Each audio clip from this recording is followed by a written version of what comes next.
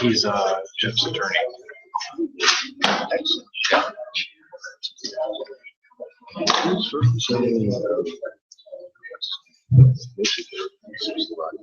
See the two guys in the corner there? That's them. I don't know who they are. Here's your issue. Okay, I think we're going to get started here. I want to thank everybody for attending this meeting today. Very excited about, and we'll wait for this. Very excited about putting this together. A lot of work has gone into this, and this is the beginning of what I believe will be this is the beginning of what will be a very exciting project for the city of Seven Hills. It's been a long time coming, and let's do the right thing for Seven Hills here. A couple quick things. We have a very long agenda. I provided it to everybody at the table here. More than likely, this will be a long meeting, but I hope that we can get through each of these items. Let's not repeat ourselves. Let's just get right down to business and get this thing figured out.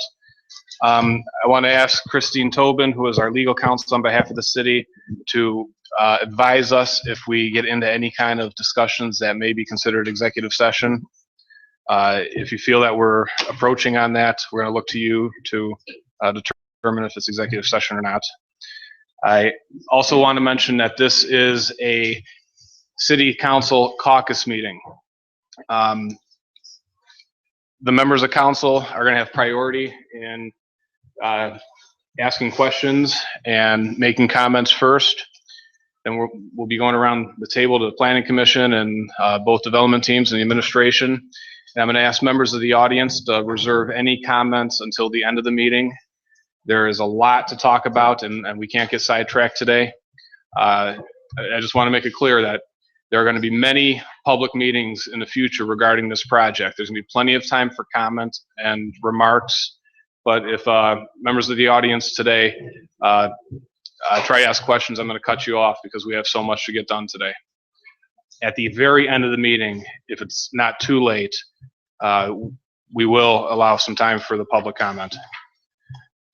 So with that, thank you again for being here, and let's get started. And the first thing is I'd like to go around the table just very quickly, introduce yourself, tell everybody who you are, what your position is, what your role is with the city or with the project, and then we'll get into the meat and potatoes of the agenda. Start with Jim. Jim Kukro, I'm the councilman in Ward 3. Tom Kernan, council at large, and I just asked council president, they'll be available afterwards, a list of attendees at the meeting. Yes. Good evening, Tony Biasiata, councilman Ward 1. Tom Jarvis, Planning Commission. Terry McCaffrey, Planning Commission. Vince Rufa, Planning Commission. Aaron Owens, Planning Commission. Jeff Bryo, Planning Commission. Jeff Markley, Atwell, Landscape Architect. Alan Ritchie from Thompson Hine, represent the developer. Jeff Grafe, partner, LSB Seven Hills, the developer of this project. Ryan Summers with Project Management Consultants, helping financing. Bob Bogran, I'm a principal at Atwell, civil engineer of the project. I'm Paul Deutsch with Bioloski Architects, the architect on the project. Bill Mason, I'm with Ricker Neckler, and we have Glenn Landing, two other individuals who introduce themselves. Stuart, the lead service director. Ben Ochner, Burns Ochner. I'm Lloyd Chapman, I'm the managing principal with Propco Capital Trust, the folks buying the land and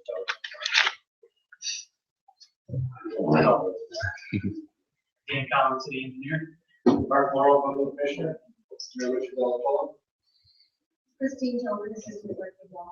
We have a calendar and require standards, inspired that represents. Mike Myers, council at large. Frank Petro, Ward 4 councilman. Tim Frondorf, Ward 2 councilman. And as everybody knows, I'm Matt Trefus, council president. All right, let's get started with an update of the preliminary development plan. Jeff, that's your team.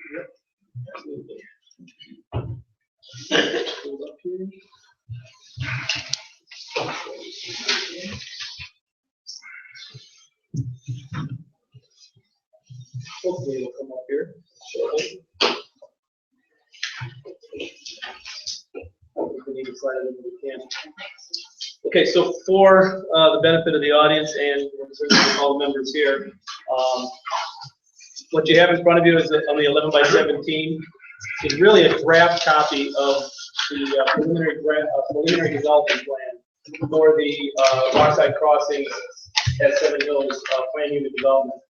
And again, it's a draft copy, and all of what we're presenting today and what we'll be doing going forward will be kind of a work in progress. It's something that is moldable. It's going to take a lot of effort and a lot of work between the teams here at Atwell and Bialowski with LSB and the city to get things accomplished here. So what we've presented is just kind of the framework for what the development might look like, starting from the front along Rockside Road and then moving back all the way towards Cindy Lane and Ruth Road.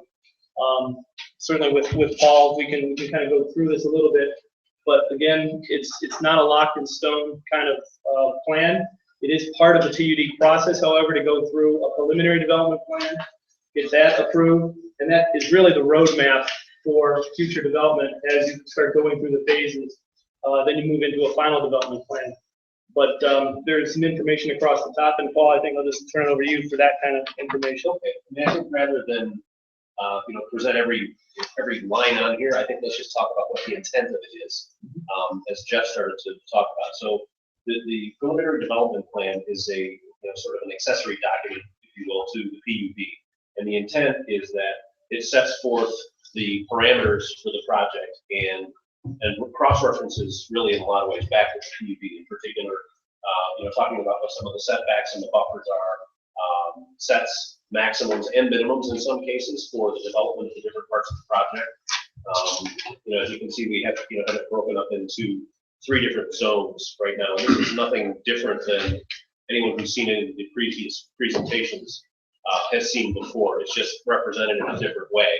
And the idea of this is to be both specific but flexible at the same time to enable, as the project design becomes more refined, that at least we have this framework in which to design it.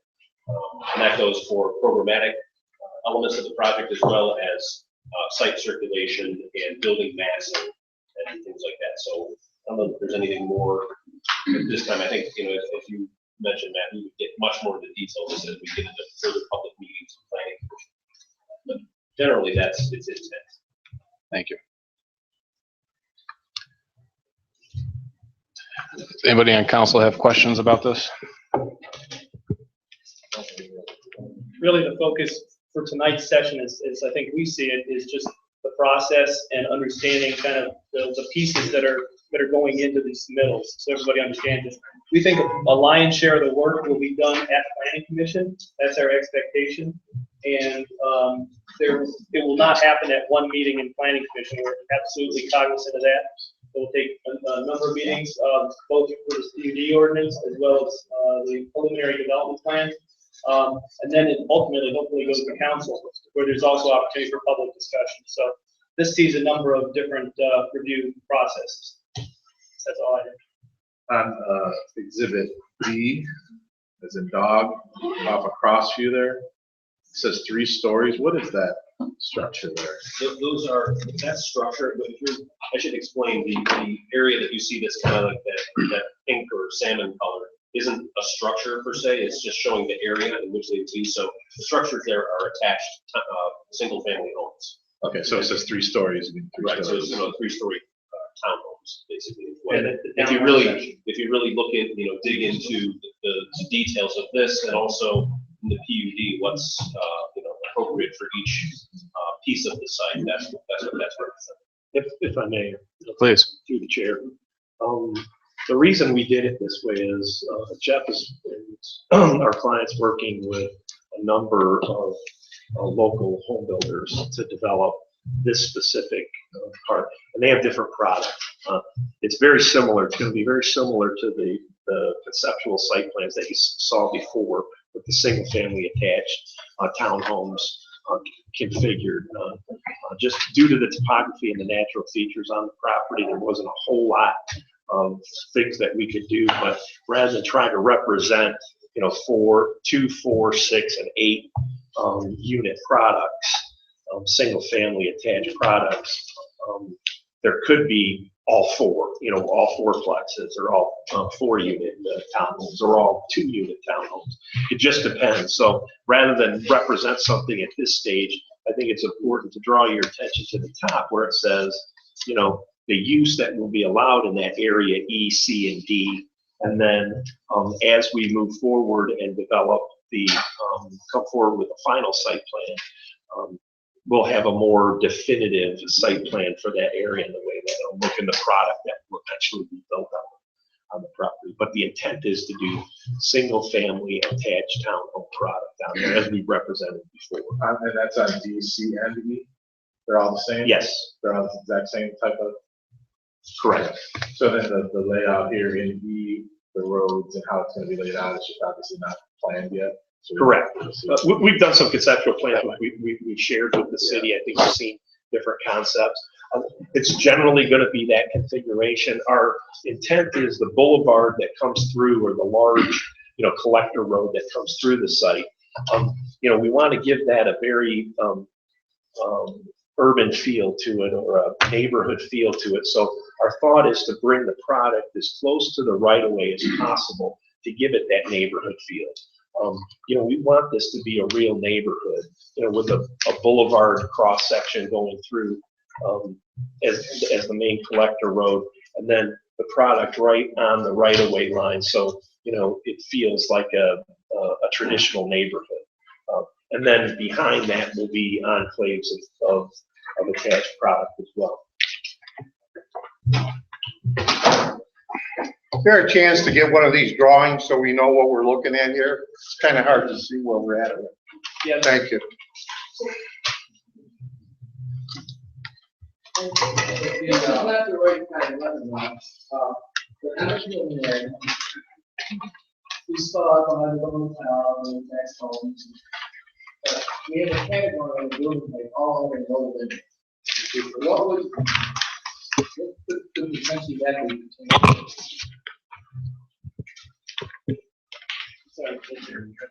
I think real quick, I think everybody's gonna have to speak up. It's kind of difficult to hear some people, so not just Tony, but everybody. On the preliminary plan, we spell out the hotel 6 floors, mixed use 4 floors, and then you go over our PUD ordinance requirements under building height. There's a section all other, and the height requirement has to all other no limit. So the proposed development, we have the retail, the hotel, mixed use, and then senior complex. Yeah, it doesn't specify use, it specifies location. That's the key thing. So where the building height is being constrained next to adjacent residential. Then you start to look at dimensions from Rockside Road, Crossview Road, and that's how the heights. The uses haven't been defined for height, other than what you see on this plan right now, which is the 1-story, 3 stories on the residential senior residential campus. And they have some sense of that with respect to the hotel and the mixed use. We're probably going to jump ahead, and this may not, past economic projections. So when we talk about the PUD ordinance, the PUD ordinance was built off of plans that you guys, off of ordinances that you had through at least 2 readings of council back in 2006 and 2008. I don't want to jump too far ahead, but some of this information was compiled directly from that. So I'll just leave it at that for right now. So it's not specific to a use. It's more tied to the location on the property, okay? And it's also language that was incorporated from the previous drafts of the PUD ordinance. And we can get obviously more details as we flesh this out. All right, so from an overall, what help you in the overall process? If we wanted to amend the PUD or see, what point do we have those discussions that the majority of council wanted to put a height restriction for the whole property, say 6 stories? One would be the appropriate one of the things I was hoping for guidance is kind of the overall process of not detail. Sure, yeah, that's the planning commission. Yeah, I think generally speaking, that, you know, what we're, as Jeff mentioned before, what we're submitting is our first salvo. You know, this is the first time that anybody's seeing these complete documents. So we fully expect that council and planning commission will review this and comment on it, and we'll work through whatever issues that you may have. That may be one of them. Is today the day for that? No, I don't think so. No. All right, thank you. You introduced Omni in the last presentation on Holiday Inn. Correct. That'd be a long-term lease, or would your intention be to sell? No, they're under contract to purchase that land from us, yes. Anybody further on council? Yeah, the space between F and E, that black dotted line, I'm not an engineer, I don't know, is that supposed to be a road or is that? Kind of a property line, that's a proposed division of. So what's that property. gonna be? Is it gonna be grass? Is it what is it gonna be? What's gonna be between the homes and? Open space and a stormwater management facility. I'd like to say Natural features. Natural features? Yeah, and stormwater management. That line is the delineation between block and the block. How much is that, how much space is that between that dotted line and the parking? A couple acres at a minimum. Yeah, so it's, I mean, it's a substantial, little amount of space. Yeah, and our intent is, it's not illustrated on here, but when we get to more specific plans, you'll start to see the pedestrian connections and the pedestrian network, walking trails that will connect everything. That was gonna be my next question. Where in here are you planning on putting walking tracks in around the whole complex or just around the senior? Yes, area? it'll be connected comprehensively. It will be, so like a, kind of like So someone from the senior living village wanted to negotiate their way to the mixed-use retail on Rockside Road, they could walk through natural path or through walking paths to get there without even really negotiating the road. There'll be sidewalks, obviously, on the boulevard and all the roads, but there'll be also be walking paths that connect it through the natural features and open spaces. do you envision that it's a cement path? We're not that far down the road. It could be asphalt, it could be limestone, it could be any number of things. I mean, if you got Could be wood older chips. people with Yeah. walkers. Yeah, right, so right. well on it. It'll be a hard surface path. But it's gotta be the hard surface path. But I think these are really questions that serve the planning commission. These are the types of, we're really into the detail of it. Again, the purpose of this, maybe I need to kind of restate that, and maybe I did a poor job of it. The plans that we've done before, we've had at least 4 presentations with the city, you know, in various, you know, the mayor, with the 500 residents, where we showed a physical plan, a real site plan that showed trails, and it showed topography, and it showed like the townhome layout, and it showed basically what was on here, but it was in a lot more detail. When we get into this preliminary development plan, what we're trying to do is show kind of the bubble form. This is what we're looking at. It's a generic template, if you will, for the different uses that are going to happen. And it gives us a framework from which to work both on the PUD ordinance language and as well as the specific details that we'll put into a final development plan. So for instance, you're asking about, let's say the townhomes. There will be a detailed plan that will show exactly the distance between the sidewalks and the front of the building, the number of garages and driveways and landscaping and stormwater basins. All of that stuff goes into a final development plan, none of which ever gets built until we get through that final development phase. We got to get through the PUD ordinance first, get that approved, get a preliminary development plan, something like this approved, and then go forward with construction drawings and get a final development plan approved before we put shovel to the ground. So we're a long ways away from that. That's why this is the process. So Thank hopefully you. that helps. Thank you. Bill, do you have anything on your preliminary development plans? No, No? Okay. just that, I guess I would just say only that to the immediate east of the development is the 17 acres that we control, and that is planned for assisted living facility also. So it'll be a memory care, independent living, and assisted. Okay. Any questions for Bill? Greg, a good question is, we should probably think of including that area as a community as well. As you can see on the agenda, that's going to be one of the discussion topics. We're getting there. If you, Matt, if you'd like to hear from Lloyd at all about what it actually is, we could probably go into that. If you want to do that. About your, Yeah. please, you're welcome to. Thank you very much. Yes. Members of council and those of you who can't come in the public, delighted to have an opportunity to address you. I feel badly that we're about a month behind and coming up with conceptual drawings to give you a better idea of what we're up to. So I'll give you a little background on PropCo, on myself, our company, and what our plans are, and we'll be back and sure to provide you with a great deal further detail. As many of you know, the 17 acres that Bill is addressing is to the immediate east. In December, we started to study the opportunity to develop seniors housing with services. My predecessor company, Senior Living Solutions Group, my managing partner's predecessor company out of Minneapolis, Minnesota, Lifestyle Communities, have developed approximately $500 million in senior living over the period of the last 14 to 15 years. About $225 million of that was senior living without services, or simply apartments with lifestyle amenities such as fitness, but no food service directly provided to people who live there, rather a very nice apartment style set. The balance of that $500 million has been in senior living with services, independent living, assisted living, and memory care. For the last several years, my company has not been managing senior living. We've simply been developing senior living. My partner's company has been developing and managing in Minnesota. We made the decision just 2 months ago that we're going to bring our management team in again, and we plan to both own this property, develop the property, and manage it.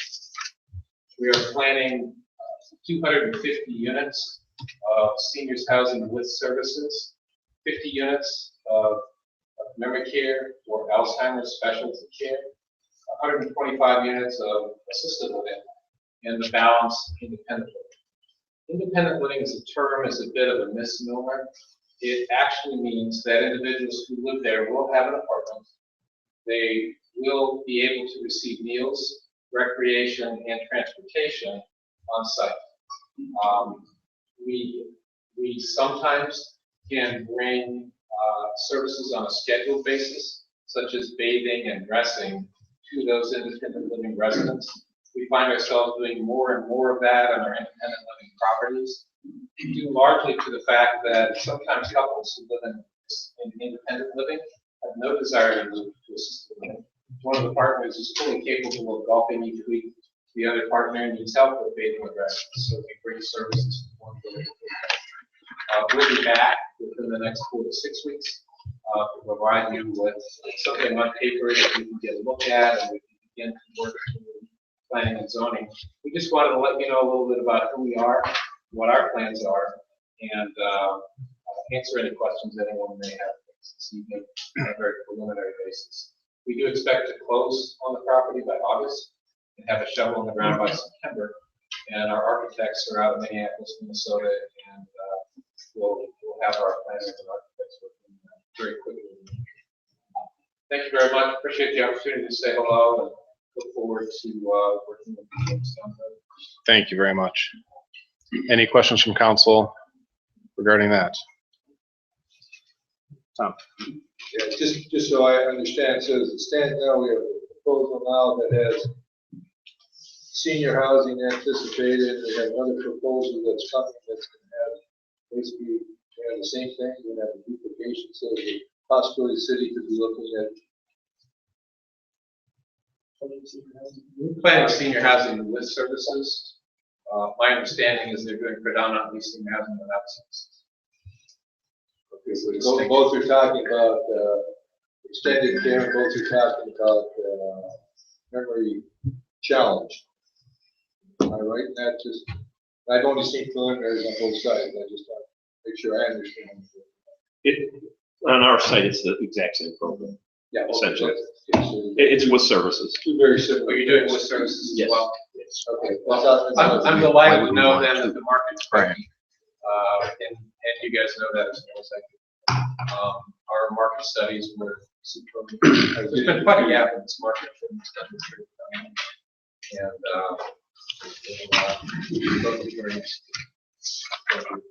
Tim. Well, this is quite interesting.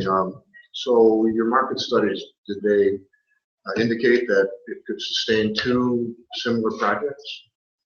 The total number of units that can be sustained in this market for each of the products that we're planning on doing are well over double what we plan.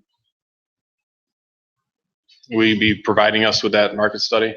No, we pay a lot of money for those market studies. I'd be happy to sit down personally and give you a summary of the market study. The advantage for a client in a circumstance where someone were foolish enough to overbuild is that senior living with services tends to break even at about 75 or 80% occupancy. The advantage for the client would be that if we're both struggling to fill quickly enough, we'll drop our prices and people will receive services at a lower rate. I'm not the least bit concerned that we won't be able to fill our building, nor am I concerned that they won't be able to fill theirs. I've done close to 60 or 70 market demand analysis over a period of the last 7 or 8 years. This is the deepest market for senior living I've ever come across. And I do these all the time. The price points are plenty adequate. There's just a big gap here because independence has never had senior living services. And we're well aware of, in fact, we expect that at least one senior living operator would come into the market. We're not concerned.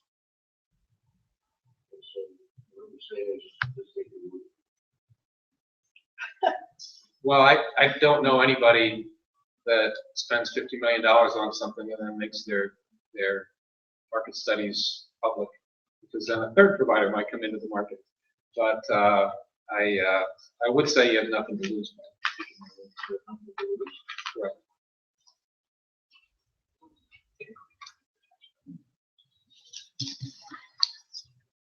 Anybody else on council? Okay, thank you. All right, let's move on to economic projections. Let's start with Jeff's team.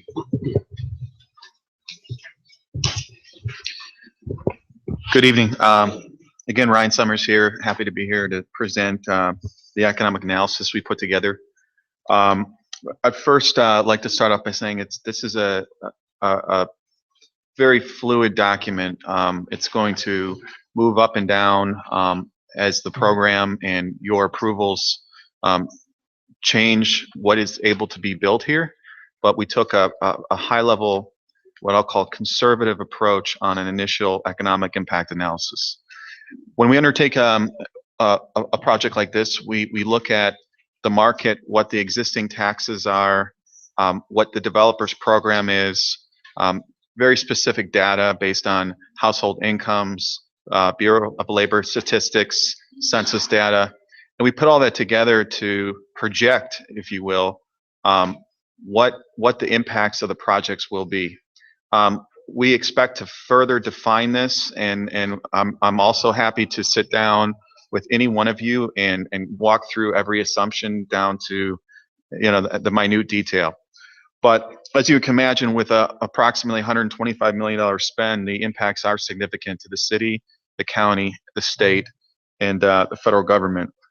We look at local taxes. We don't take into account federal taxes. So this memo is geared towards the city and some of the impacts that you'll see immediately at the project and employment household data. So a couple of the highlights we pointed out are noted in bullet points. On the first page, we expect 227 new jobs. That's a combination of the commercial, the project, actual staff of the project that would maintain apartments and other commercial area. It's also the assisted living facility in the back. The project will also create, these are just income taxes, so these are annual recurring taxes, $291,000, of which Seven Hills would be 141,000 of that amount, and then a significant bed tax component for the hotel. 951 construction jobs, which will also be paying income tax throughout the construction cycle. And that is based on approximately 94 million of hard costs, of which we've assumed 50% would be labor, 50% materials. This will also create significant real estate tax value. I want to point out a very important assumption that we have not included any tax value for the county, the city. We do show a school tax in the summary. Being that there's a TIF request on the table, we didn't want to be presumptuous in what would be included in your numbers in the impact. That could certainly be updated when we have an idea of what that TIF structure might look like and what the share, if you will, of that agreement. So this is a conservative estimate. I believe it's conservative. It's conservative based on what we put out. We again like to take the exact taxes, the exact data based on the current program. We don't overproject on growth. We're anywhere from 0.5% to 2% growth per year, which is lower than your average inflation rates. And again, I would be happy to answer any details. We can talk through individual bullet points here, but I think really the highlight of this analysis is on the conclusion page, which at the initial stabilization, $589,000 of income taxes to the city. I'm sorry, of taxes to the city, which would be comprised of new permanent income of residents that would come and live here and pay tax, bed tax, and again, does not include any component from the property tax, which could also add to that number. And then in total, you're looking at over $2.8 million between the city, the county, and the state of Ohio. Does it include the cat tax? There's a nominal cat tax of $39,683. That really isn't a big number here, just because you're not seeing high volume sales of any business. It's really just the hotel and some of the commercial component.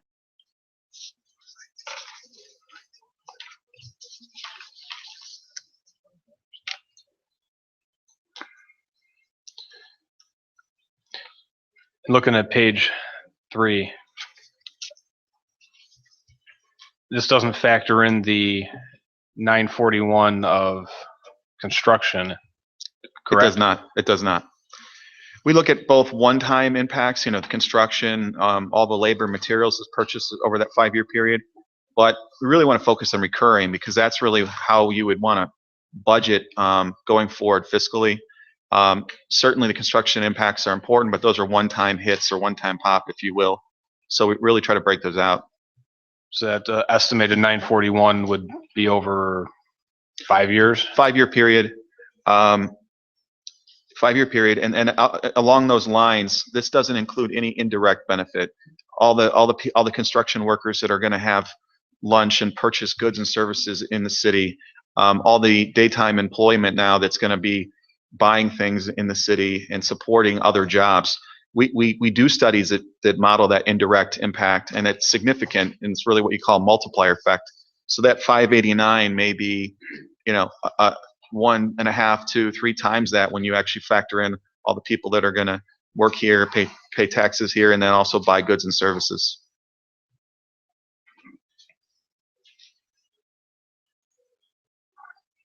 Does anybody have any questions?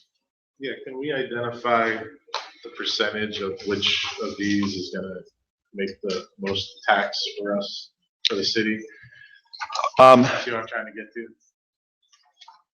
Is it the townhomes? I mean, yeah. So no, that's a great point. So, we definitely have, like I said, I have the underlying data. I can pull it out real quick here. So you have really the 589 is comprised of a couple different components, right? It's the if you go to the summary page in the back, you have city income tax from the residents, and we've assumed I believe 80% would be new residents, knowing that you may get some residents that would move from somewhere else in the city. Again, we didn't want to be too aggressive in our assumptions there. So that's almost $278,000. We also have the permanent jobs component, which is $141,618, and then you have the bed taxes, $169,703. We could further break down that permanent jobs piece by the use, and that is approximately 85,000 of the 141 would be from the senior living facility, just under $10,000 from the hotel, and about $47,000 from the commercial component in the front. So let's just say that again. So if we had to break it down, the majority of the revenue coming to the city is coming through the homes. The homes, the residence is called $278,000. Would be next. The jobs would be next. The jobs. Correct. And then Bed tax. bed tax. And the breaking down I gave you at the end was actually the job breakdown. So the most significant of the job breakdown is the senior living facility, followed by the commercial, and then a small component by the hotel. That's a good breakdown. Yeah, I know. So our plan is to update this as we make progress through the approval process, share it with you, open book, any assumptions you want to changed or updated. And certainly this is going to be an important document when we're discussing any TIF, tax increment financing. That will likely only add to this. As you can imagine, being that the school piece just in the first stabilized year is $806,000. The taxes here will be significant, and certainly we are asking for some of that to support the infrastructure and the financing gap. But we're looking at millions of dollars per year, and can support certainly a lot of services. We're looking at a $3.2 million per year tax. Right now, that city, if that were to remain whole, would be $389,000 in addition to $589,000. Now, like I said, the TIF will impact that, but it's still very significant in terms of the incremental taxes. Council? Go for it. I don't know who to direct this to, maybe Jeff.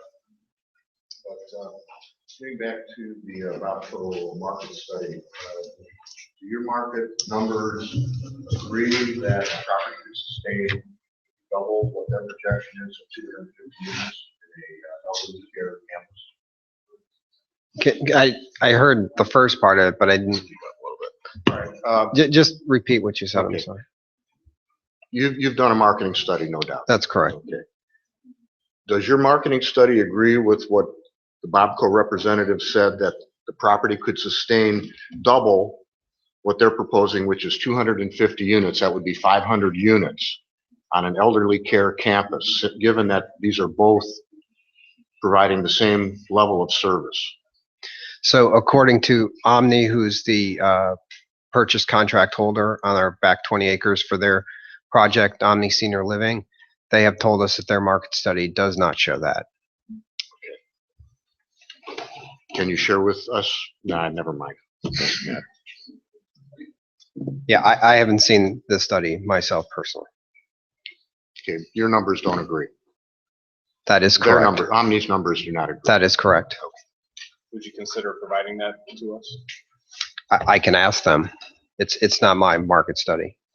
Good follow-up. That would be appreciated. Absolutely. Already made noted. I'm sorry? Already noted. Thank you. Yes, sir. I would be happy to show you a copy of the market study personally. Individually. I just would rather it not be distributed broadly. We use a group called ROTE, Strategic Insights, out of Columbus, Ohio. They've been in business for 25 years. Commissioned, not in the club, close to 70 studies, and I've never found them to be anything other than conservative. Be happy to sit down with you personally, I just would rather not pass out copies of it. It costs a lot of money, and they do tend to. From a job creation standpoint, it's kind of interesting. Our job creation is rather similar. 250 units of senior living in the configuration that we're planning. assisted living, memory care, assisted living, and independent living, tends to produce 1 FTE or full-time equivalent per unit. About 250 jobs at our salary levels, pretty close to $5 million a year. We'll prepare a full-blown impact study for you. We generally figure if we even out over a period of 5 years, an additional $1 million per year for 5 years based upon the construction numbers for our construction staff. And in addition to that, there are a number of people with job creation that we do that are incidental. For example, we hire people to do snowplow, we hire people to do lawn, we hire people to bring our food service in, and we have numbers that we routinely utilize. So when we get a little bit further along the project, we assess it.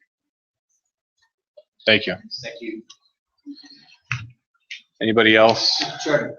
Just for the record, the company's in just Propco, P-R-O-P-C-O. Say that again. Propco, P-R-O-C-O.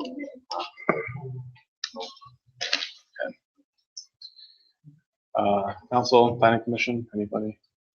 Well, I'm just curious, when this is all said,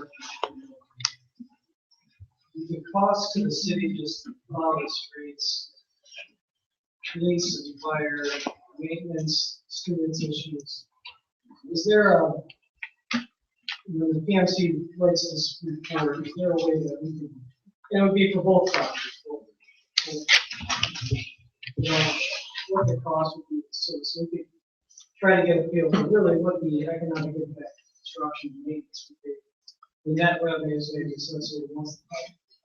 Absolutely. That's something that we're going to have to look into sooner than later, and I anticipate that discussion in the next couple of weeks to get that process started. Stuart. Yes, I agree with Mr. Lois. My question was regarding maintenance responsibility. If we got the revenue side, I believe it's 589,000 is anticipated tax revenue to the city every year, but the city roads and infrastructure being maintained by the association or the city. Well, again, this report doesn't have, not only does it not have the indirect benefits which are significant, but it also doesn't have the cost. So we note that this is not a net number, and certainly most of our program is private in terms of the actual property, but noted you'll have police, fire, roadway, to support this project. So that's something we could further refine once we know what the actual program is and as the PUD gets refined. In other projects like this that we've worked on, that's something that's really hashed out in the development agreement, because there's really sometimes a hybrid of these things where, for instance, in the mixed use core, they may want to take care of the streets and sidewalks themselves because it's a different standard. Hey, Paul, can you speak up a little bit? Yeah. So sorry.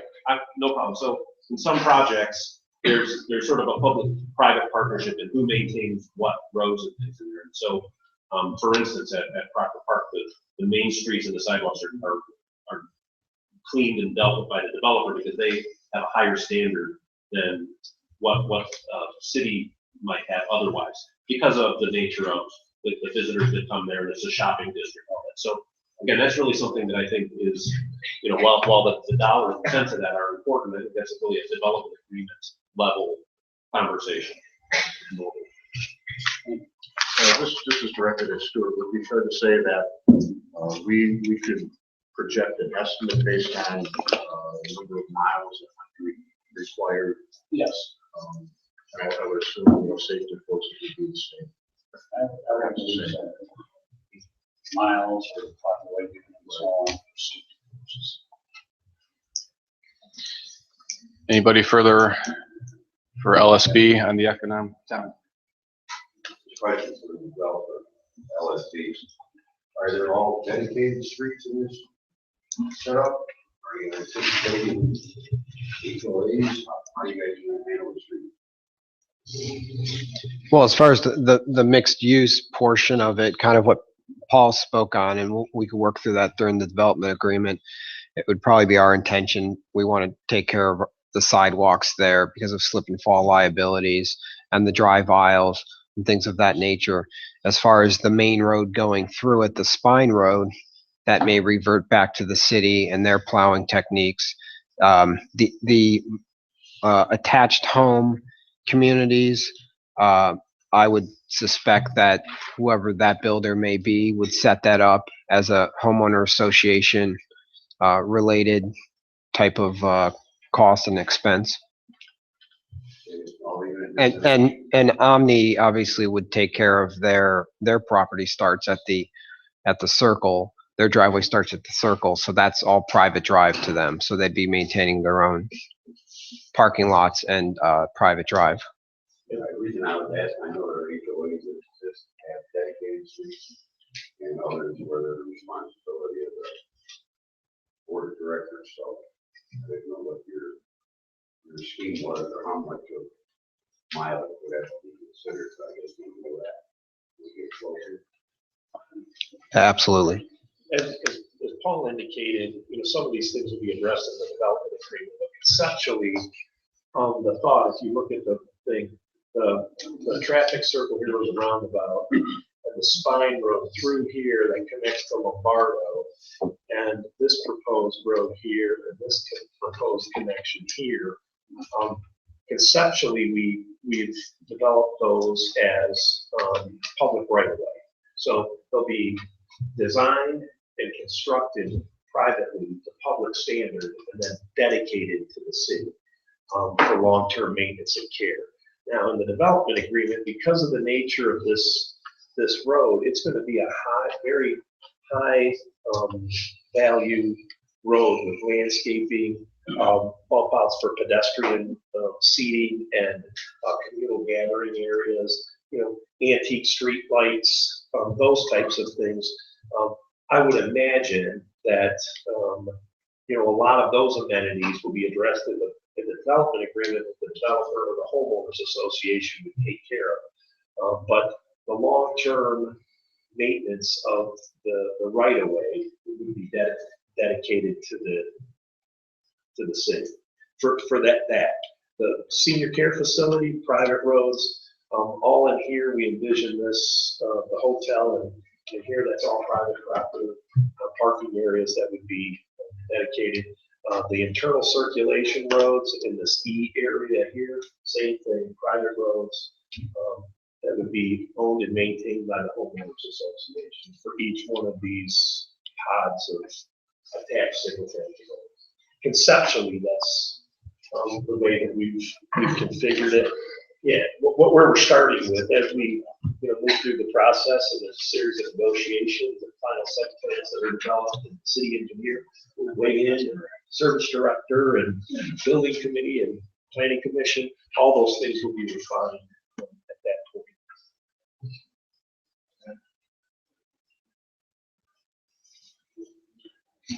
Yes, Mike. When these discussions first began, probably over a year ago, we talked about a need for a safety center in the northeast corner, and I haven't heard any discussions about that. I think there's even more of a need for it now with all the senior.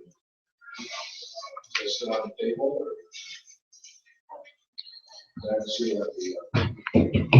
I believe that my intention was to have that discussion during the item number 16, the city-owned property. Go into that over there. But if you'd like to talk about it now, fine. Yeah. Okay. Thank you. Mr. Chairman, Yes. If anyone's interested, we've never done a project where we subsequently dedicated the streets. We put the streets in to your engineering standards, we maintain them. We are not a not-for-profit, we are a for-profit, and therefore we pay property taxes. Significant support for the schools, but as you might imagine, in a senior living with services compound, we tend not to have nuisance schools. We can utilize safety services from time to time, of course, but we won't have a drain as far as ways. Just a thought, I mentioned that, and we'll outline that further in our economic. Thank you. Sure, and just so every clarification, the road that the division will start down here by Lombardo, We weren't really prepared, we never discussed the road until we went to this, but the road would run right in from here and right along this, and then loop back by the top, so that's what we're envisioning. Right along there.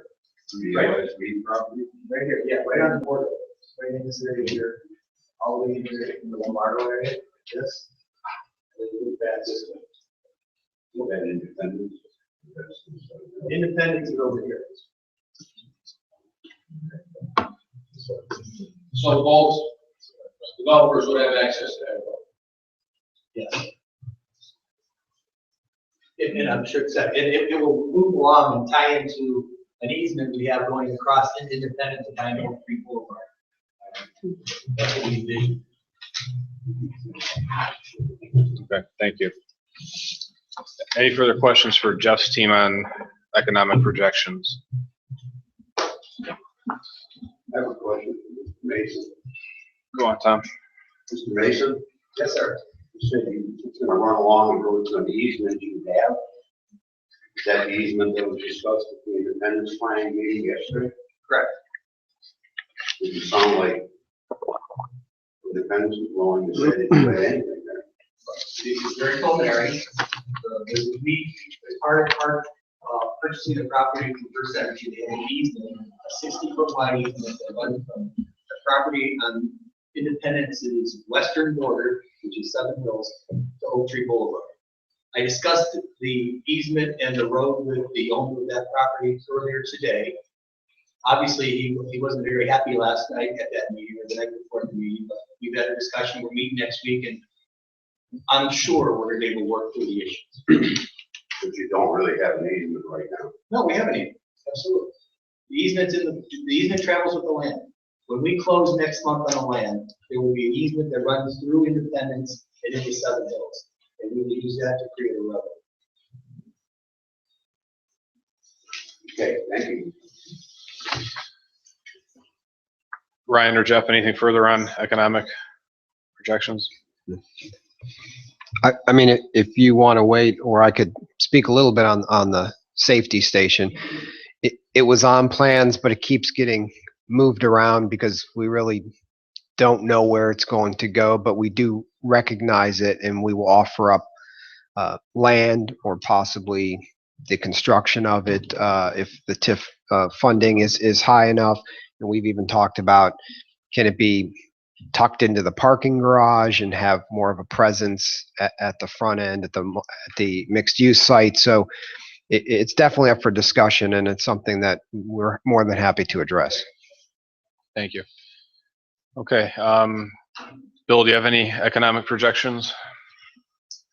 No, we haven't developed any economic projections yet. We are not, however, asking. I've been told numerous times that your group does have economic projections.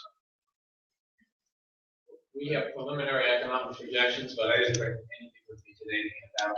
We thought we were coming to talk in general terms. I had no idea. Okay, I've spoken numerous times with one of the partners in your project, telling them what this was about today. So there must be a lack of communication on your end. Does that mean you're No. So there are economic projections that you can or will provide to us? Every time we do a project, we provide economic projections for the project. I didn't know you were expecting us to provide this. Okay, when can you provide those to us? Monday. No. Also, you don't have them. I think there's a miscommunication right now. We have preliminary economic projections, and I don't have staff set up tomorrow to type them up and send them out to them. We are still considering an additional 75 units on the site. I'd like to know what we're doing, so what I gave you is a preliminary, and we're not sure what's going to be there, we're not equal. Man, if you'd like to hear generally about size of the building, what it generates, he can give you that, but he can't give you the projections that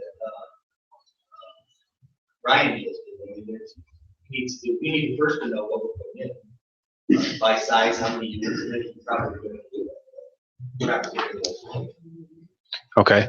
Now, did I hear you say that you're considering putting in an additional 75 units?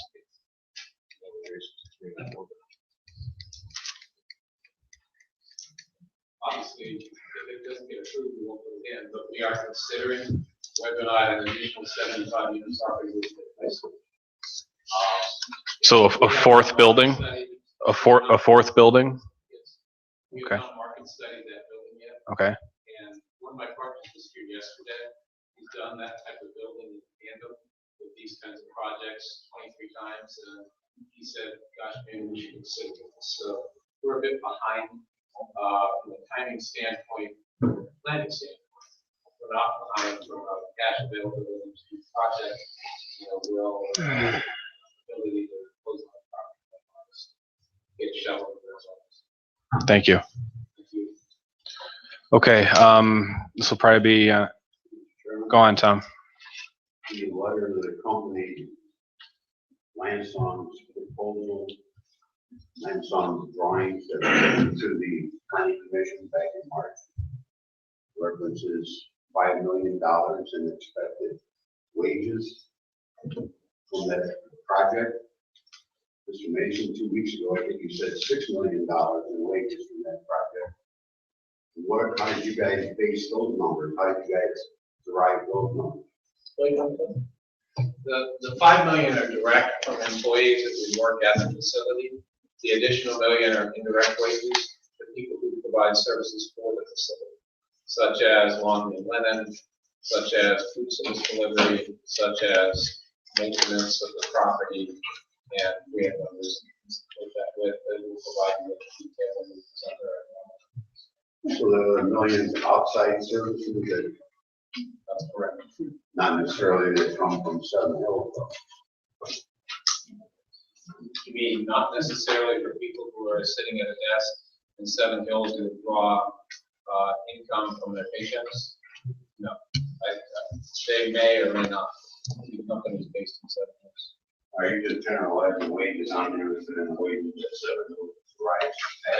I certainly understand. I will delineate that in the economic. Thank you. Sure. Okay, let's move on to discussing the current status of the PUD ordinance. I'm assuming Pam and Chris will start with that, and Alan can chime in, and Bill, I apologize. What is your name again? Lloyd can chime in as well. Benwell. Okay, thank you. Pam and Chris, you want to start? Yes, I'll say two things. We had a first draft that we received. Felt we need to talk through some bigger picture items instead of the detail of each item. Things such as how do we merge the two side-by-side projects and what kinds of options might we have with them, as well as I think maybe two main points we had talked about last week. That, and then also coupled with what are some of the additional protections that should be in the PUD ordinance, given we are at a preliminary level with respect to the plan. Not surprising. So if we move forward on a PUD ordinance in advance of having the development agreement, knowing that type of what might else we put in the PUD ordinance. So, for example, as drafted, it is limiting the uses to all of the uses that are permitted in your charter. And should we consider a further limitation? Because once in the PUD ordinance, whether this developer is successful or that developer is successful, it will be, or if it's a future developer because time moves on and just they sell the property, the ordinance stands as your zoning.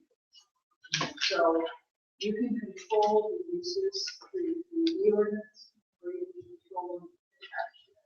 And if we reverse the ordinance, it's some thought about some controls through the ordinance. So that's what we talked about, and as a result of that, I think some of the broad discussions we had, not some of the specifics. We have indirect bid, that's the status.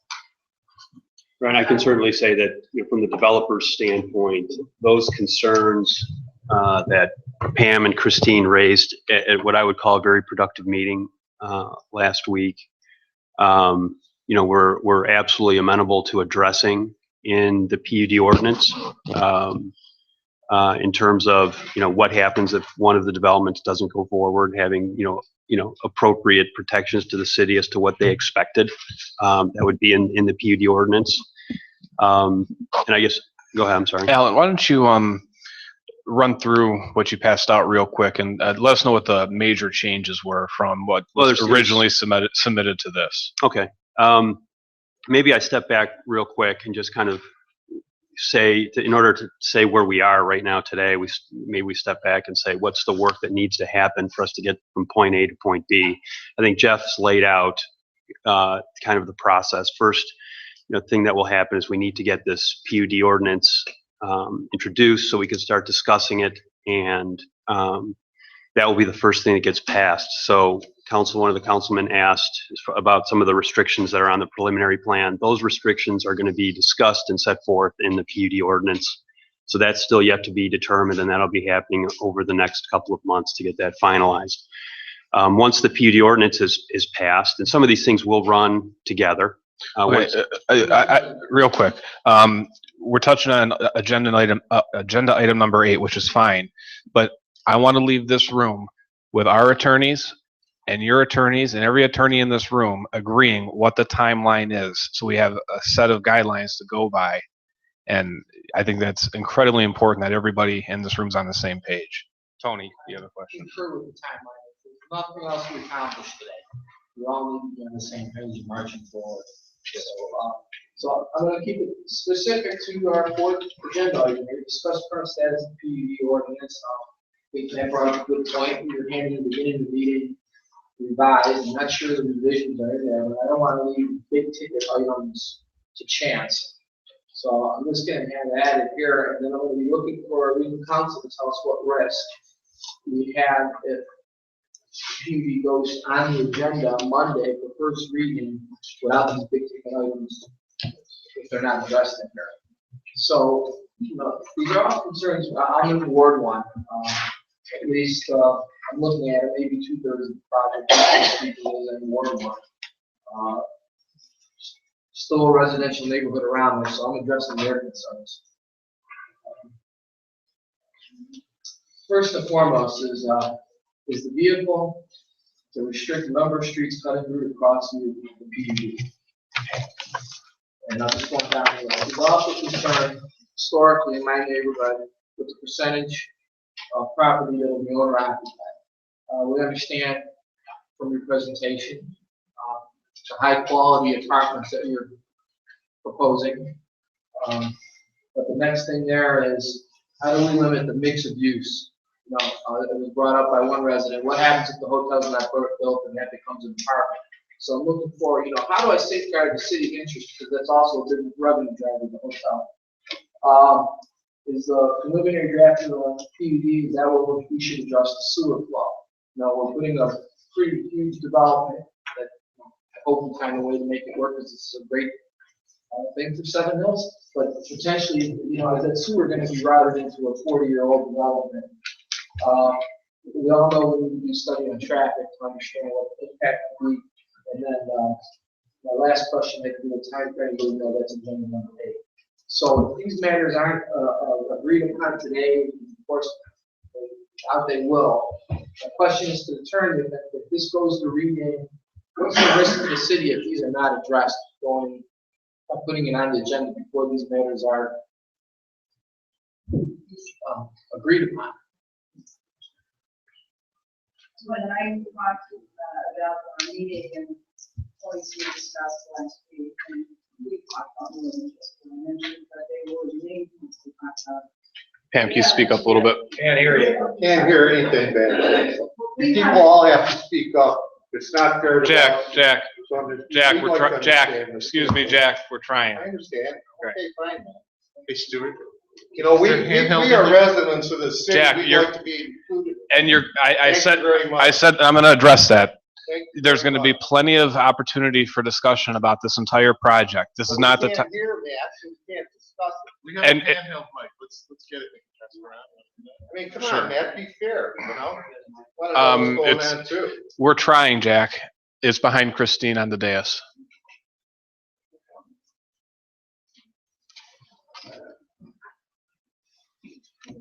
No, there should be a handheld one sitting somewhere over there.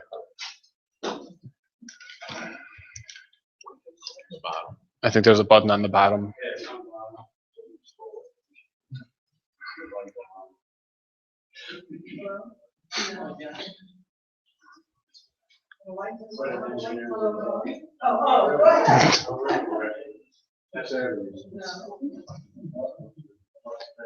Stuart, perhaps the button in the audio room isn't on. So what, his hand over, did you hear, like the kind of gist of what I was saying? Testing. Thank you very much.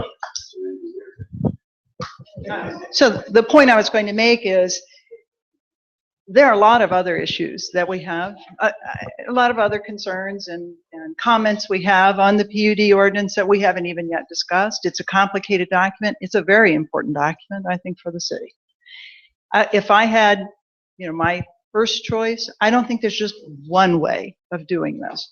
If I had my first choice, I would say, let's get this PUD ordinance in good shape from the point of view of the city council before it's turned over to the planning commission.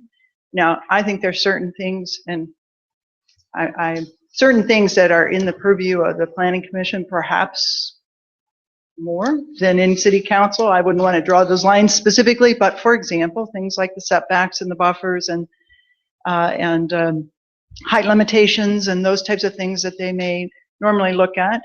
But the types of issues with respect to things like, are you going to impose additional restrictions?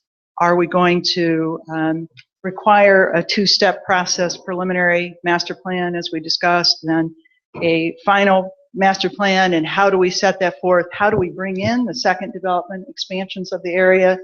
Must they be brought in all at the first time or second? And how we get that language right, I would like to get that right, frankly.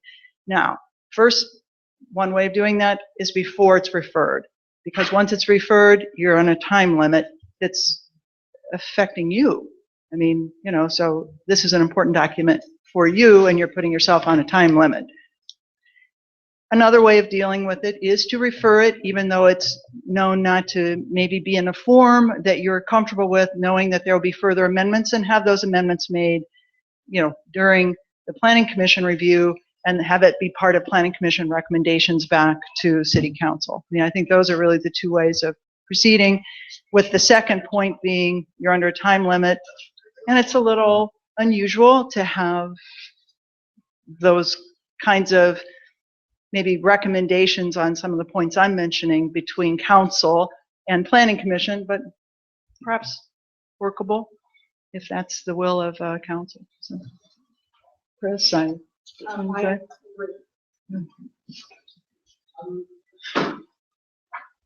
not sure if I got the guidance.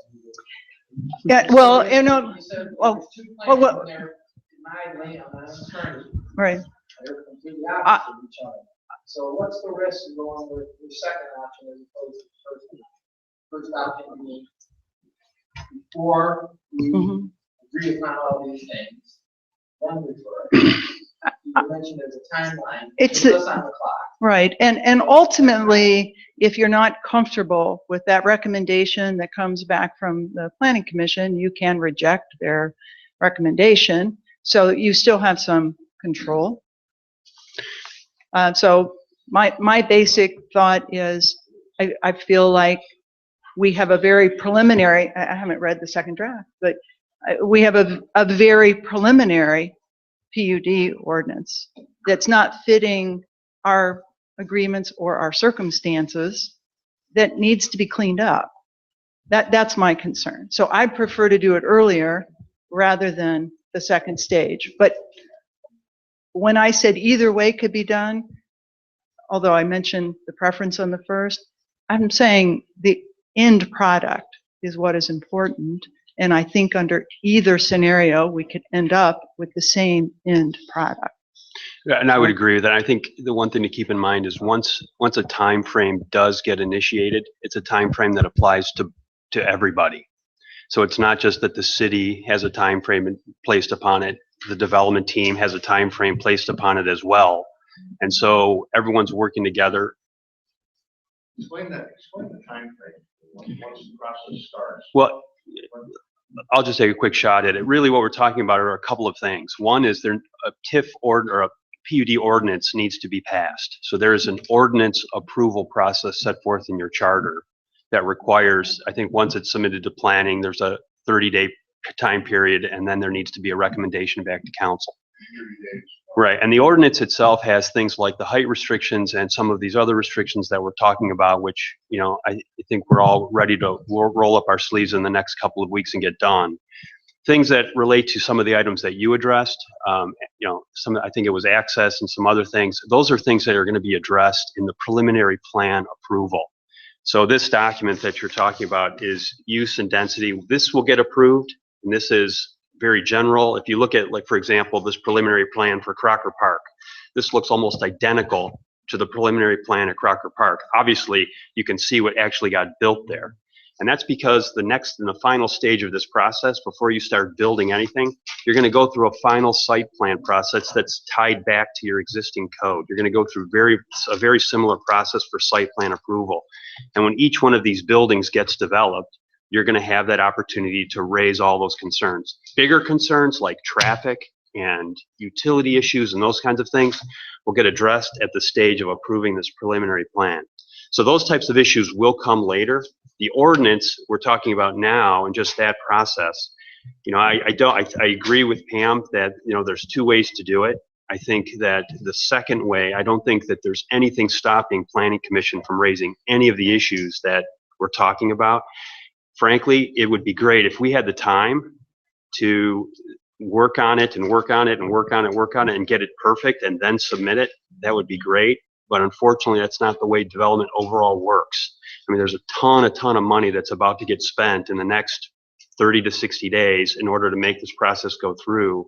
And what we're trying to do is get the process going with some time frames involved for everybody. So it's discipline on us both. I'm glad you. I understand that. So, you know, Chris, so we hand this off to the planning commission, very like our come back to us in 30 days. We don't like the job that they've done, we don't like the ability to send to us, we need to check. None of that. Then you're basically at square one. Well, the only thing I would add though is at the Then you're doing it again. well, the other thing I would add, I'm sorry for interrupting. I do believe that your charter also permits the council to set a time period if it desires the 30 days to be longer. All right, to extend it.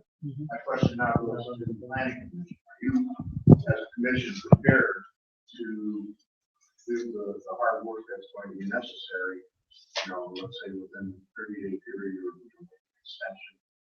Because it looks like this could be somewhat of a daunting task.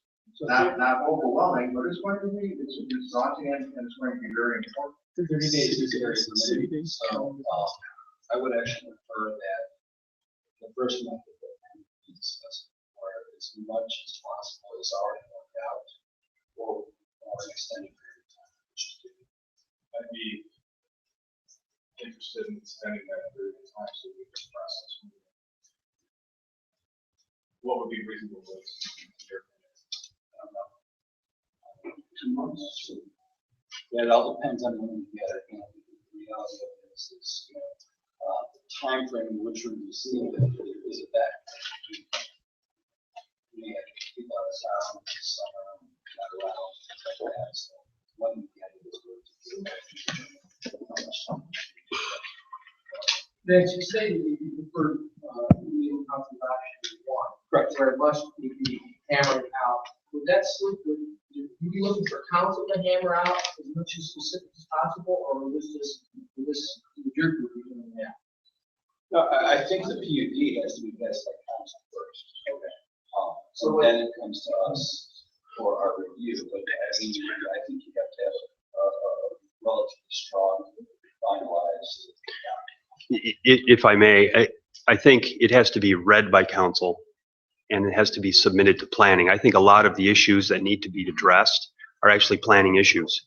That's why we're suggesting let's get it into planning so we can start working those things out. I understand, I want to just follow on that.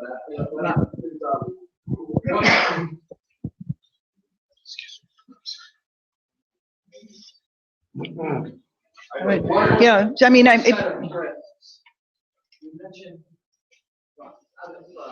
you mentioned the preliminary plan, Crocker Park, okay? I didn't see the preliminary plan, but I talked to council representatives on the west side. And what they told me that in the preliminary stages, certain things were promised, and it didn't happen. So it was like, right from the get-go, part of their economic projection to a hotel, that is a hotel still had not been built. There's one being built now, but it's a construction of American Dream. And that's a, the hotel is open. And even Well, then I understand correctly. yeah, the hotel's been open for probably 3-4 months now. And it needs to, and I think this is an important point to make, that in developments like this, and one of the reasons for the PUD and the flexibility of it in a mixed-use project is market conditions are always different for all the different uses. So I think that I've been involved in Crocker Park for 15 years, since the very beginning of it. And I think that in the end, everything that was promised and more was delivered. When did Crocker Park open? The original Crocker Park in 2004. The attorneys first. Phase 1. Right. Plus, we need Yes. the east side, 11 years. which, True. on what is now, it's so rough. It's not. Correct. And again, the point, and I think this is a really important point to make, relative to how the PUD and how the development plan works, is it has to have the flexibility to enable the project to morph with market conditions, but without ever losing sight of what the overall goal of the project is. So, Was there a pavilion promised? yes, and that's under construction now. The city is, it's actually the city. So it's very analogous to your public safety station where, right, and that was actually driven by the city, not Crocker Park, taking as long as it took for that to happen. It is under construction now, it's going to be open this summer. I understand that it's like, that's all right. But what I'm trying to get to, I want to protect the city interest, and I don't know, this is for the attorneys, how best to preliminary. Well, what I guess in my view, to say that council shouldn't be referring something generally to the planning commission that it's not reasonably comfortable with. That's why you're referring it to them, right? I mean, so I would prefer to have some back and forth. I mean, we've talked about some things today that aren't in the PUD. I mean, some of the, the preliminary plan and then the final plan, that concept's not in there right now. So we need to make sure that what people are saying and expecting is in there. And it's not currently. So that, I mean, I'm not saying that what has to go to the planning commission is final, because there is a very important role for the planning commission, but I think it should be in better shape. And I think we can get there. I mean, I'm not worried about it. It's the process. It's the going back and forth. I'm sure we can get there. I just don't know the process on how to protect the city and make sure we get Right, it. right. And at the same time, do right by the development. Right. And what I would normally expect and want, from my perspective, I was involved with the PUD ordinance form they worked from. It was, the form they worked from was very, very preliminary. It hadn't gone through a second draft. It was what had just been proposed. It was a very preliminary draft. Good place to work from, good place to start from, but it's very rough. So, I would respectfully disagree with that. We did our research, and there were 2 readings. But that doesn't mean, it was the first draft presented, if that's the case. It went through a process. So it wasn't a preliminary, that was It- the starting point. it did not go through any changes from what had been proposed. I mean, I looked through my file. And we're saying different things. It was proposed by a developer, perhaps it went through readings, but it never was revised. I think we're kind of lost there. Professional developers is that, let's use an example that in PUD, you have those who building, and you have Jeff who's doing the development there. I mean, we're all gonna have to have sewers. Jeff put the sewers in, that those reviews, does it go into independence? Does it address the north side of 7 Hills, we have a lot of flooding problems? That will all be in PUD that you and those who just cash out.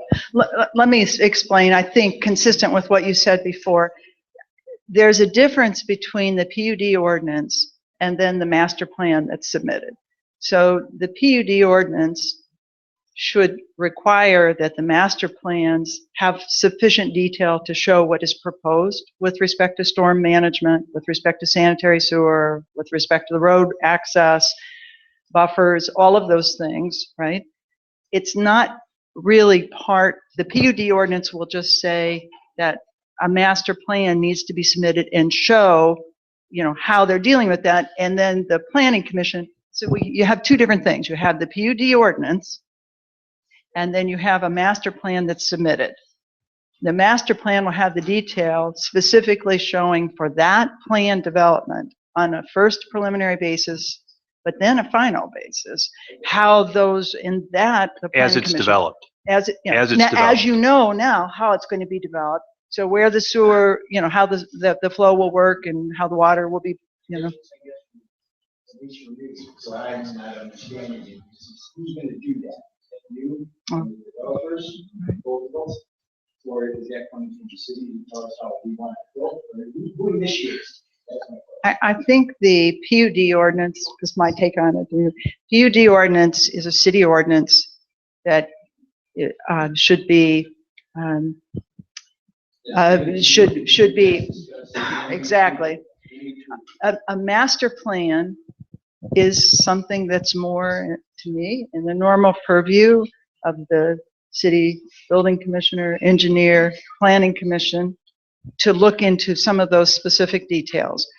Have the wetlands been delineated?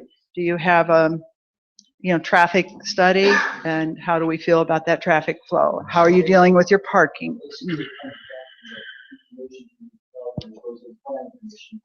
Right.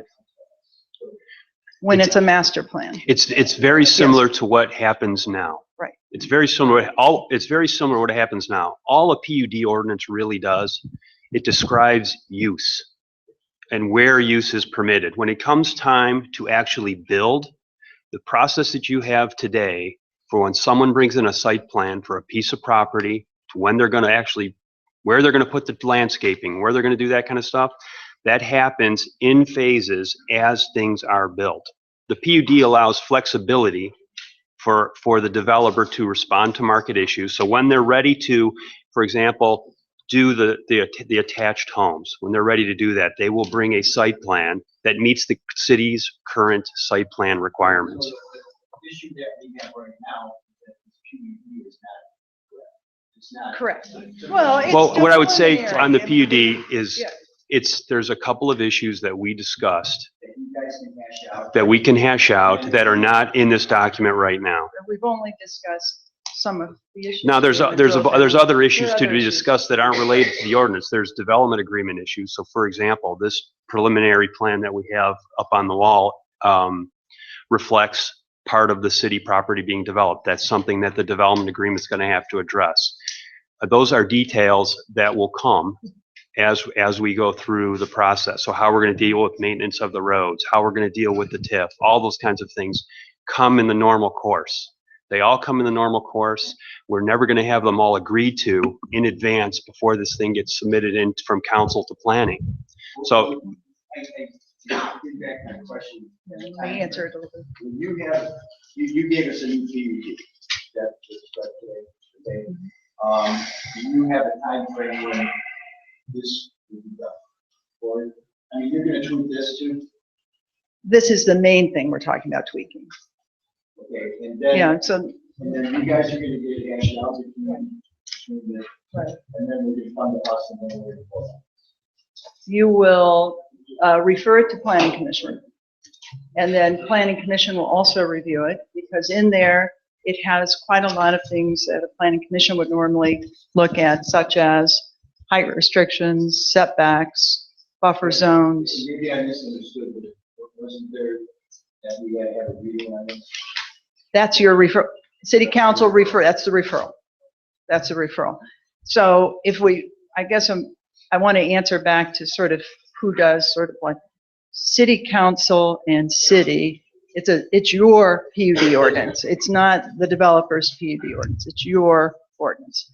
The master plan is a plan of the developers, and they will submit that for your review. And so you'll have in this PUD when we get it about sewers, building sewers. No. No. So that's the master plan. What the PUD should say, and is that when a master plan is presented, it has to include that information so that the Planning Commission can review that.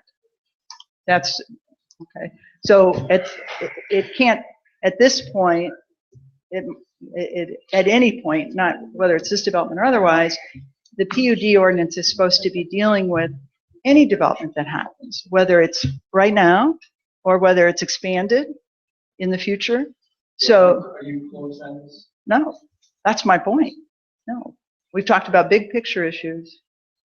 We're not. If I may interrupt, all I'm saying is give it to us in final, give us the PD in final form. What they're saying is they're not even close. Well, I understand, yeah. But also say there's a lot of information that only planning will be able to answer. Will Okay. city council be making height restriction decisions? I've got I got something to say. Last week or the week before, I made it very clear that I'm getting a little frustrated with the can continuously getting kicked down the road. And that's one of the purposes for this meeting, to get everybody in the room and start this process and move it forward. However, I do think that we need to take some time and look at this. I'm not comfortable right now putting this on for first reading next week, but I have a proposal. Next Monday, the 9th, is a council meeting. I would like council to call an early caucus meeting. Maybe we sit down for an hour or two or whatever it takes and kick around the main points in here that we think need to be tweaked before we send it to the Planning Commission. 1 week later, at our regularly scheduled caucus meeting, we call a special council meeting to put this on for first reading. It gives the city a little bit of time to look this over, make some changes that we believe need to be made for the Planning Commission, and it delays the process by a week, which I think is acceptable in my opinion. What does council feel about that? I gotta know if the attorneys feel we could be not for them. I didn't hear anything about it. Well, I gotta be negotiated between. I mean, we ought to be meeting and negotiating something that we present to council for you to look at. Exactly. I mean, but I'm fine if you don't want that input, it's fine. I mean, Give me 3 points that we need to look at right now. Building height, design standards, setback requirements. no, those are not the things I'm worried about. I'm talking Right, about. right. I mean, those certainly city council should be considering and planning commission, but those aren't the level of things I'm talking about. Actually, Right. actually, the design standards are now in the revised ordinance. Some of the things, one, for example, it suggests right now that if a master plan is submitted that is consistent with the PUD ordinance, it is to be approved by the planning commission. There is, and the PUD ordinance simply has height restrictions, setback restrictions. The uses are as broad as the uses in the charter. I'm not saying that's intended. I'm telling you, I think the document is not caught up to the discussions. So the document right now says, if you submit a master plan, any developer, current one, future one, supplement one, expand, and if it's consistent with the PUD ordinance, it's approved. There's Irrespective of the development, this is our document. Okay? So, Chris, you and I sit down and we can go through point by point what the issues are and how to rectify it. Can we do that? I would be happy to do that with you. Let's do that. And because we've gone through it, we've reviewed it ourselves as well as with Julie Ritchie. And you've got a good And I could understanding give of you the loose ends. an idea of what those points were that we've discussed. I don't know that there's been final agreements on any of them. And Let's at least review it. You know, I'd be happy to be the council liaison, to review it, to bring it forward to council. I'd be happy to do it at that time.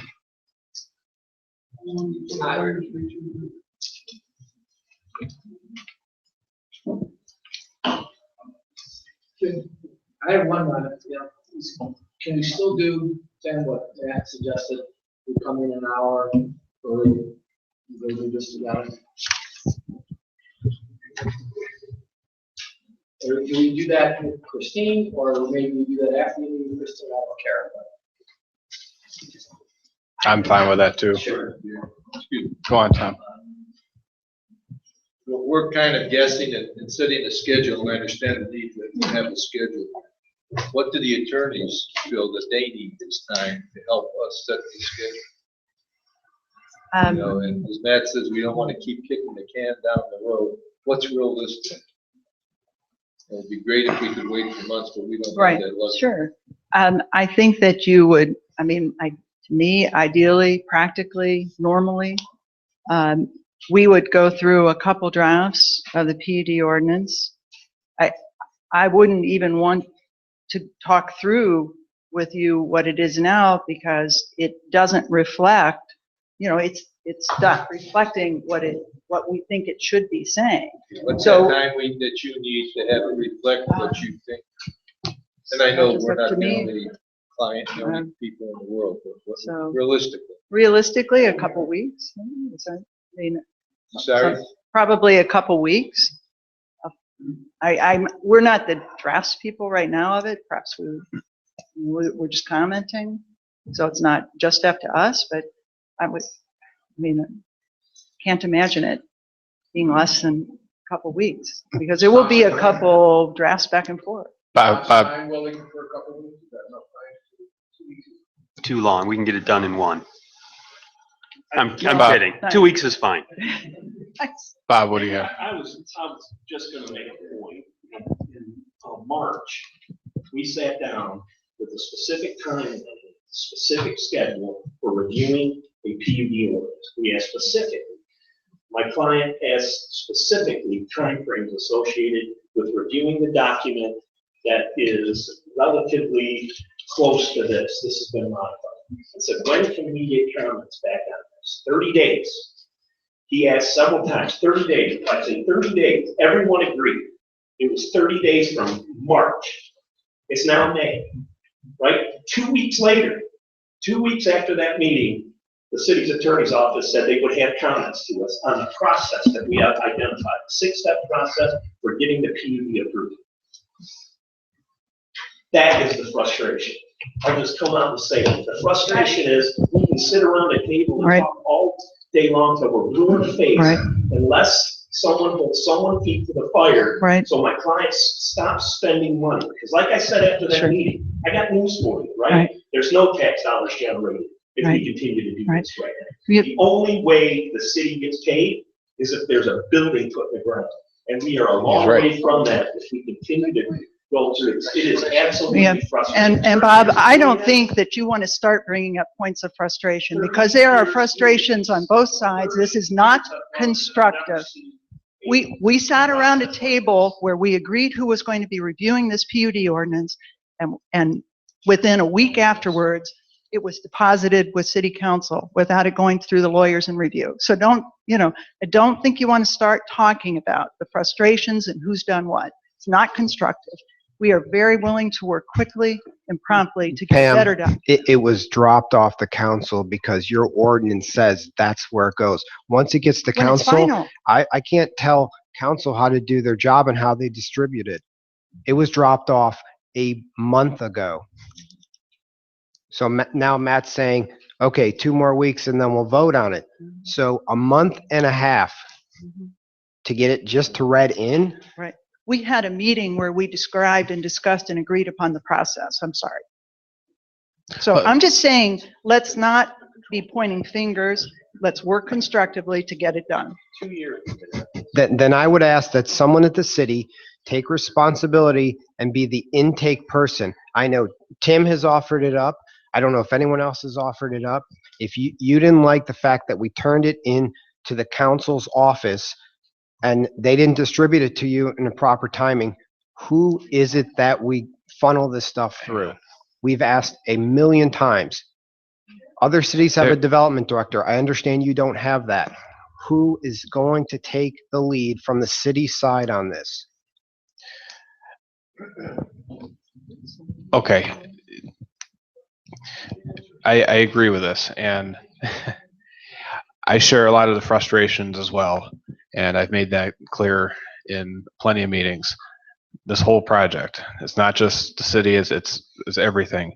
There's still, I think let's step away from this for a second, and let's talk about the timeline. Let's get to that. I want to be able to lock in right now what needs to happen first, second, third, fourth, where it doesn't change. And then I want to discuss a date that we're going to get this on for first reading and kick it to planning commission and get this started. And a month from now, 2 months from now is not good enough. We need to get moving on this quickly. So let's start with the very first thing. What do you have, Tim? Go on. Well, I'd like to do that. I'm just gonna say this, 2 weeks ago, this is exactly what I said. No one is taking the lead on this. This project is just languishing. And it drifts over here and it drifts over there. If someone has to take the lead, I'll take the lead. And no disrespect to you, Ken, but you work for us. Okay? I'll take the lead. You can advise me, I'll advise council. Chris, same thing. I'll take the lead. You can advise me, I'll advise council. I think council needs to talk about that. But I share everyone's frustration. Just all we're doing is spinning our wheels here. If it needs someone to take, if there's a need for someone to take the lead, I'm your guy, okay? Excuse me, Matt. Tom. Next Monday, our regular council meeting? Yes.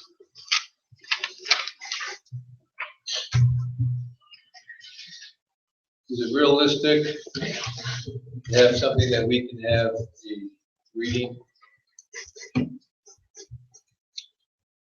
I would like to make a proposal. Sorry? I would like to make a proposal. Please do. That you read the document that is sitting on everyone's table. You read that in this upcoming Monday night.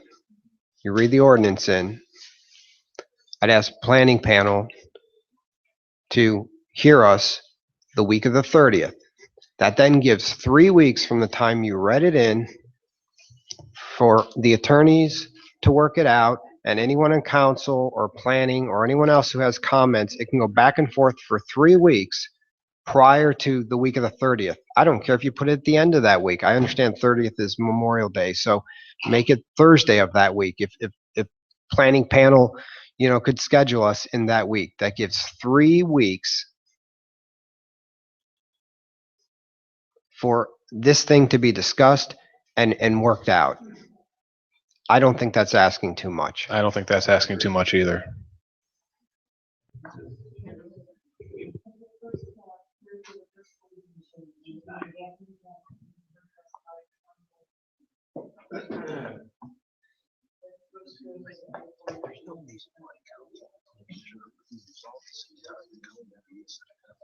just to be clear, playing off the 3 weeks. I know. Go on, Tony.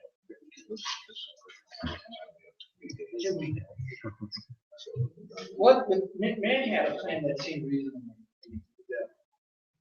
Where 3 or 4 big ticket items that haven't been said, already mentioned. We sit down as a group council, we go over this, we amend it Monday. We call a special council meeting, the following week, and we read it in. And this way, some of the big ticket protections that may be started, I wasn't concerned that in the initial language. If it goes into reading the following week, planning commission starts to work, and then we start the same things.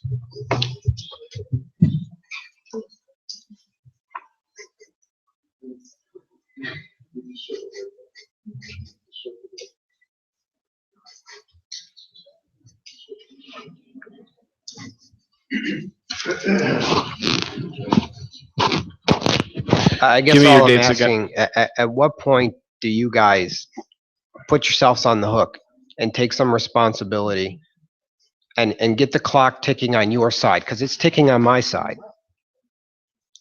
Every single week that goes by, We agree. I agree. I'm fighting market, interest rates, and a million other things. So at what point does the clock start ticking Well, on your end? my 'Cause opinion is, we'll stay under the clock. I understand your point, and I want to get this on as soon as possible. I need council's opinions. So, Mr. Ritchie said 2 weeks. That's 2 weeks. And I'm gonna give you 3 weeks. Yes. They need to negotiate it out. They say they can do that with it. We'd like to be comfortable with that. I'm sorry, and yes. Well, later on the agenda is talking about potentially expanding the PUD. We'll get to that. Whatever players are involved, I think 2 weeks. And I'm proposing I'm- three, I'm proposing 3 I'm fine with that weeks. too.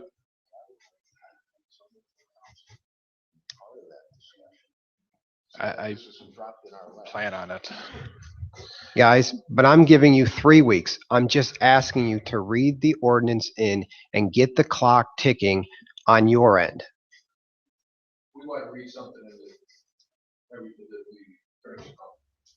And I'm hearing that. You guys always have the right to deny me. If it can never get worked out, you can deny me. Pam, when you're reading in to council, you're reading by title only, correct? Or Christine? Correct. That's correct. Okay, so what does that entail when you read by title only? What is the meaning behind title only reading? Does it encumber you to adopt everything that's in the document that you're reading?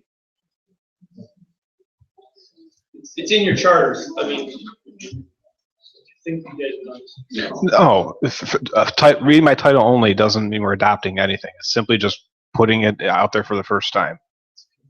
I guess I'm asking the legal counsel, law department for the city of Seven Hills, when you read by title only, all you're doing is you're taking this title that says chapter 970. All right, we're going round and round here. What I'd like to propose to council is this coming Monday, the 9th of May, we bring we call a caucus meeting earlier than normal, start kicking around big ticket items, as Tony mentioned, and then on Monday, the 16th, after the attorneys give their comments as well, we put it on for first reading. Rick, please. May make some sense, I've been talking to people about this. May make some sense once the attorneys have had a chance to communicate their concerns to each other and come together with a draft that they can accept. May make some sense to have another joint meeting like this with council and the planning commission present before it gets read, before it gets referred. I'm hearing from the planning commission, their preference would be that the council and the attorneys have pretty well put together what they expect to come back from the planning. So maybe, again, I'm just putting this out as a suggestion. may make a lot of sense to have another follow-up meeting like this on mine.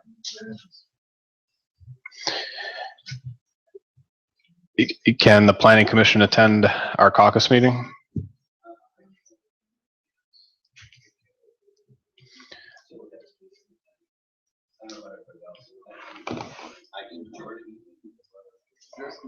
That way you'll avoid having, Well, all right, then let's continue on the schedule I just said, and if the planning commission members can make it, we would certainly appreciate the input. Tom?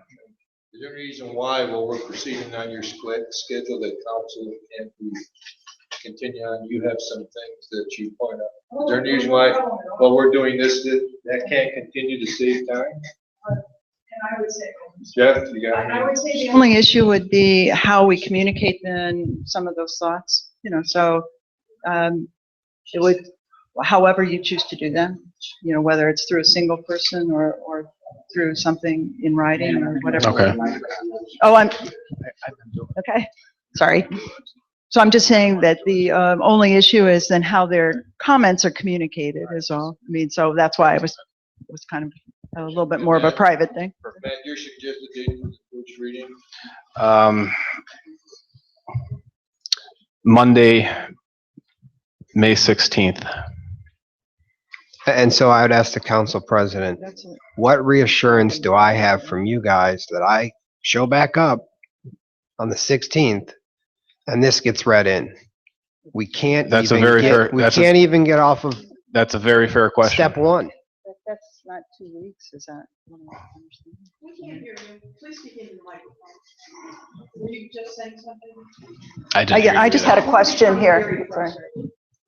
No, this isn't really fair to us guys. This is a caucus meeting, and we not right now. I told you we'll get to the public comment. Clearly, there is a lot that we need to get in line, Jack. We'll get to the public comment. I apologize, we're not there yet. Pam, I'm sorry. Please. I just said that wasn't 2 weeks. So Well, if you're asking me if I think it will be ready by the 16th, I'll just tell you. But maybe you want to do a reading. Three, yes. Right. No, we referred after the first. Yes. And if needed, we can extend that 30-day. Sure. That's what I was trying to understand, was whether you wanted to do a reading, even though it wasn't final and we're still working on it. That's fine. So. I understand, I can read it. And if you guys want to change something in between, on the next reading, right, you amend it to sort of roll what's coming from the attorney. Sure. I mean, on the technical legal point of it, and that's why I was talking here with Chris a little bit, when you ask what is a reading, reading with respect to the title, if you require legally 3 readings, that's 3 readings of all material terms. So that's 3 readings of a substantially final ordinance. So if you want to be amending it as you go,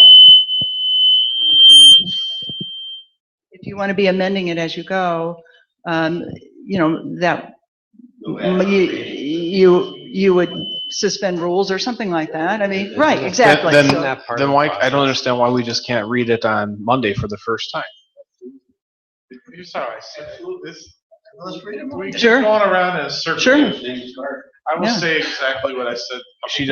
I'm sorry for cutting you off. You said it's okay to read it for the first time on Monday. Sure. When you do the 3rd reading, though, if it's substantially changed, you suspend the rules, which is what you do. Right. I just don't want a referral on Monday. No, that's all. Yeah. Right. Correct. Yeah, that's our only point, is when is it referred? Exactly. Sure. And that's the point I was trying to make with my schedule. If you read it on Monday, and if you guys could accommodate us on the week of the 30th, that gives them 3 weeks to knock it out, get all the bugs worked out of it before it comes to you at planning. And then obviously, there'll be discussion with you all at planning, and there may be more revisions from there, but it gets the basis of the document complete to get to you and gives them 3 more weeks, and they've already had it for a week and or a month and a half. Right, that's why I'm not asking for them to read it Monday and transmit it to you on Wednesday. That doesn't work. Because I Okay. know that they have stuff they still have to work out between my attorney and your Okay, attorney. we're gonna go to Jim, then the mayor. I think everyone just needs to understand, reading it is just like the engagement, okay? You're getting engaged, then you gotta plan the wedding, and then have the wedding, okay? All we're doing here is having an engagement with this developer, okay? It is not a final binding contract of exactly what's going to happen. I see no problem with reading it in so that you can start planning the wedding and keeping the wedding planners accountable and the expensive lawyers accountable and everybody accountable. This is what I said 2 weeks ago, and we keep going round and around and around. And I totally agree with Jeff in what the point he's making. It's not a final, say your vow. Right. It's a putting a ring on the finger, and that's how I feel. So I'm comfortable with it. Mayor. We're thinking around the idea here, if you're looking, and I think what I'm hearing from the planning commission, they want to see something that's pretty much in final form before it gets referred. So we're thinking around it, why not go to 3 meetings in council, as the attorneys do their thing, you amend as you go along, then it gets to the planning commission, and basically it's a matter of them just understanding what has been done to that point and deciding whether they want to put it back in that form or make some changes there. You need planning to finalize. My understanding, Mr. Mayor, is your city ordinances, it can't go 3 rounds of council prior to going to plan. And Jeff, you studied it more than I did. It has to go to council, and then your ordinance states that it has to go directly to planning after that. Right, so, and so in the meantime, concurrently, we're working out the details. Yes, after the first They reading. have 30 days, which we can extend to 60 days, and if it comes in sooner than that, then we can refer it to the planning. And the reason for that is, in order to finalize a PD ordinance, you need planning commission's input. That's why it gets submitted onto them. You can't have 3 readings at council and submit a final product, because you need their input way beforehand to determine whether setbacks are acceptable, height limits are acceptable. I mean, the PUD ordinance will be done from the legal perspective, but even the lawyers need input from planning to finalize a document like this. It's a little different than other ordinances you may have. May I just chime in, Please. Matt?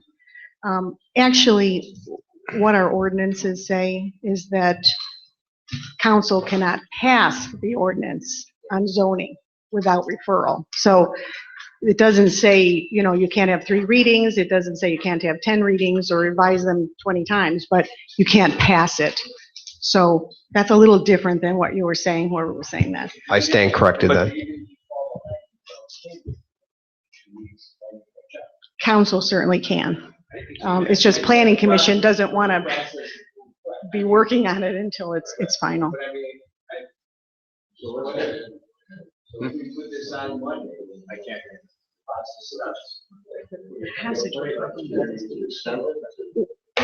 No, they won't refer it.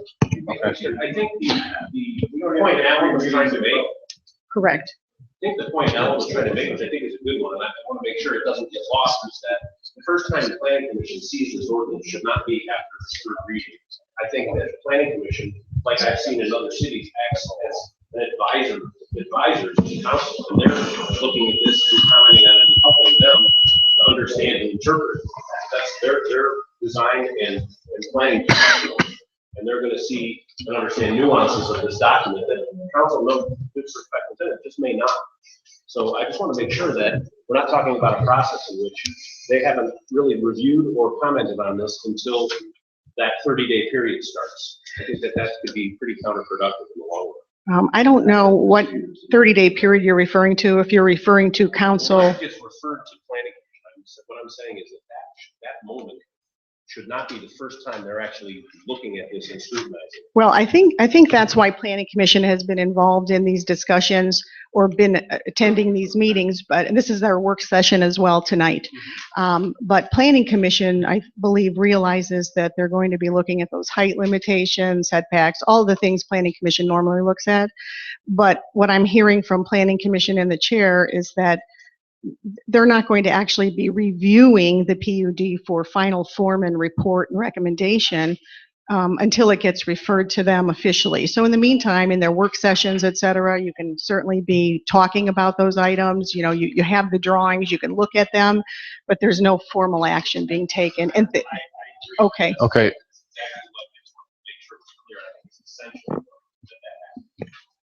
Jim, did you say something?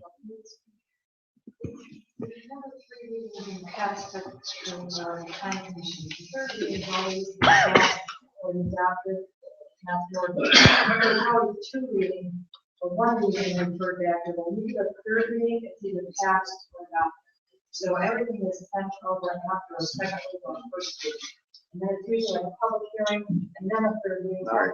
So we send it to planning after the second. First or second, it doesn't matter. Okay, well then let's just get this on for first reading on the 9th. And it gives us about a month then to tweak it before we send it to planning. Terry. I have a question for legal. So are the issues, more or less in this, are the issues certainly legality issues, not necessarily planning issues? Down here. So I mean, we got two things going. Yes. You're trying to straighten out contract. Yes. We're not looking at like parking and density and height and right, exactly. Other than knowing those need to be addressed, Well, I mean, but you're protecting the city and city council. Yes. Getting a workable document that's from a legal standpoint. Correct. Not a functional standpoint. Yes. So correct. I just want to bring, that's my impression of what's going on. That's correct. Okay. So, Yeah, that's right. All right, then let's, I'm going to make a motion that. It's important to me that our legal counsel is satisfied that ordinance, basic ordinance is satisfactory to protect the city. Correct. That's right. So on and so forth. Okay. Make sure the legalese is correct. We'll do the rest. Right. Okay. So again, to reiterate, we can put this on, Pam, on May 9th, first reading only. And that gives us 4 weeks basically, because we'll have to read this for a second time before we kick it to planning commission. Okay. You're okay with that? Okay. Christine, you're okay with that? Okay. All right. In that case, I'm going to make a motion to place this proposed PUD ordinance on the agenda for Monday, May 9th. Let's take a roll call vote. Tony? I'd still like to do a work session. Yes, I agree with that. I agree. I agree. We'll call an earlier caucus meeting for Monday. Bill? Actually, yeah, we're in the middle of a roll call. So, Tony?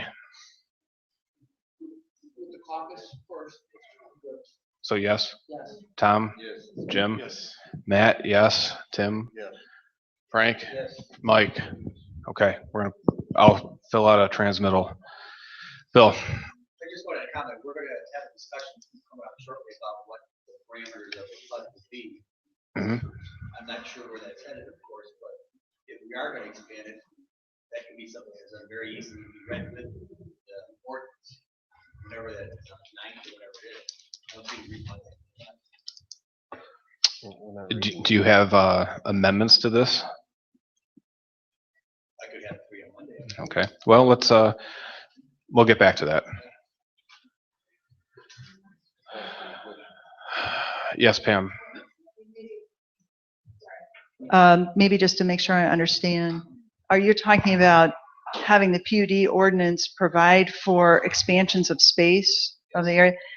that is on, and I recognize you might have comments on that, but that is among our comments that we're talking about of how do you, I mean, we know we need 35, I don't want to get off the agenda, but just real quickly. Go on. We know we need the minimum of 35 acres to present a PUD.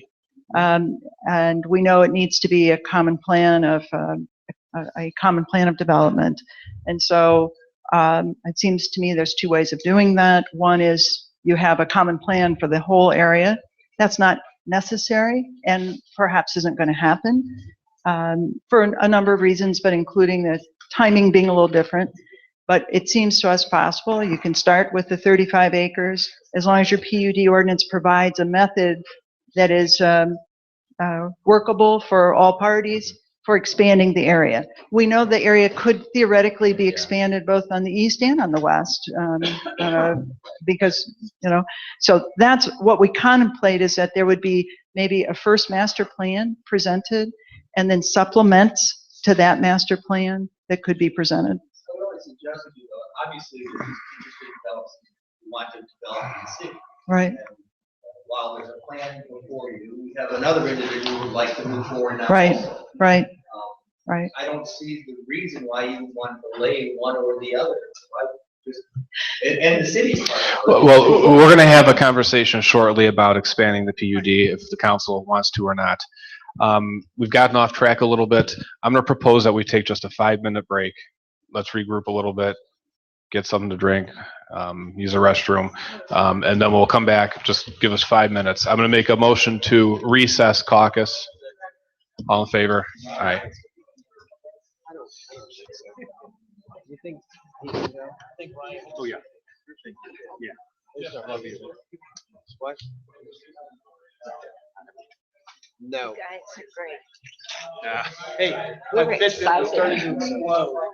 The I wish you The heart could rate get on one. this thing, I think it hit 200. That's why I didn't get the heart rate one.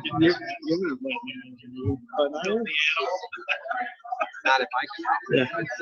So we shot him down at the Independence Council Tuesday night.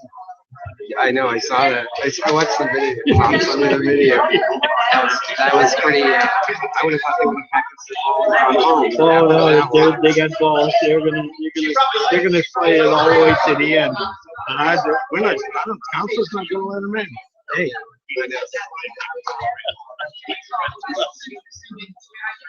All right, I gotta go to the bathroom. All right.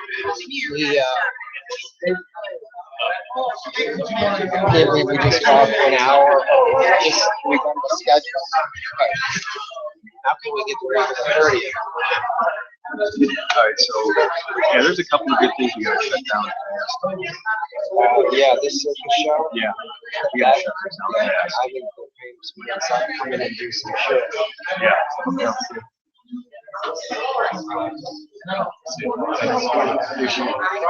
All right, young man. I'll shake your hand anytime. That's about it.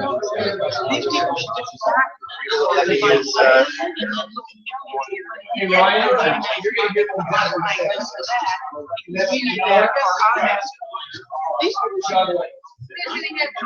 Fun stuff, huh?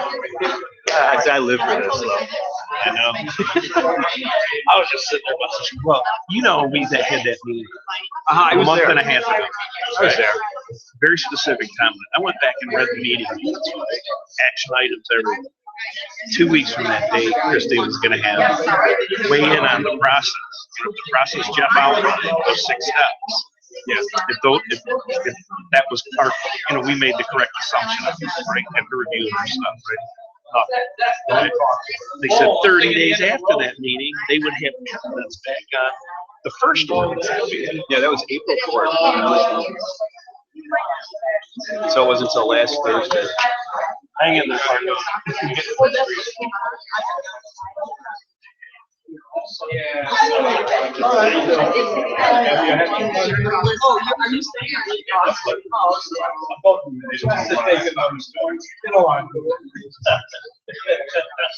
We stayed. Sure we will. I'm Mary Jane Horton, I live in Independence. And I'm so excited to see the work that you're trying to do here. And I'm just really excited about it, because I would love to, from here, I'd like to because we are never going to have Right. ever. It's such a good opportunity. And it's just so frustrating to see language. Right. Well, I've done it all the 2 years. And largely a year of that was just sitting down and going over some conceptual concepts, right? And we did much more simple. So sorry. You gotta calm it down. Community members, neighborhood groups, Sure. Yeah. You know, we've tweaked it, we modified it. But we need to understand the process. Right. How do we get from where we're at today to where I can put Sean? Right. I know I've been following this news and it's a lot. That was one of the first things they started with, was the timeline. Because you have to have now what they followed or not. Actually, which company, what's your role? I mean, I'm the civil engineer, the surveyor. oh, okay. We're doing all the design. Oh, okay. You went, you're that, I know we're in Pleasant Valley. Oh. Yeah, we're on Pleasant Valley Road. We're doing a sprinkler suites Right. project. Right. We did funeral home today. Oh, okay. You know, yeah, we did funeral home there on the side for 21. You're doing the one for Ivanta? Yep. In Volta, that's right. Volta project. And what's your college's, his name starts with a B? Dean Parson Council. Yes. He's one of my project managers. Yes, oh, because I have a call into him. Oh, okay. I wanted to share some information with him, so I'm sure I'll get back. Yeah, I'm gonna give you my card. So there's my. Thank you very much. Okay, so I'm done. Thank you very much. It's good to meet you, and I wish you so much luck with it. This is such, I'm so excited about the ability to operate in a very interesting way and have a lot of positive momentum. It's fantastic. It really is. I mean, and The views are unbelievable. Oh, yeah. We put a drone up there looking towards downtown. You know, at the height of I have no big enough. Some of the hotel rooms are unbelievable. When they were at the top. So you have the parking garage that way into, it's brilliant. Is this the proposed hotel or Yeah. they're building it? No, the proposal. When are they gonna What? any studies about whether they're gonna build it?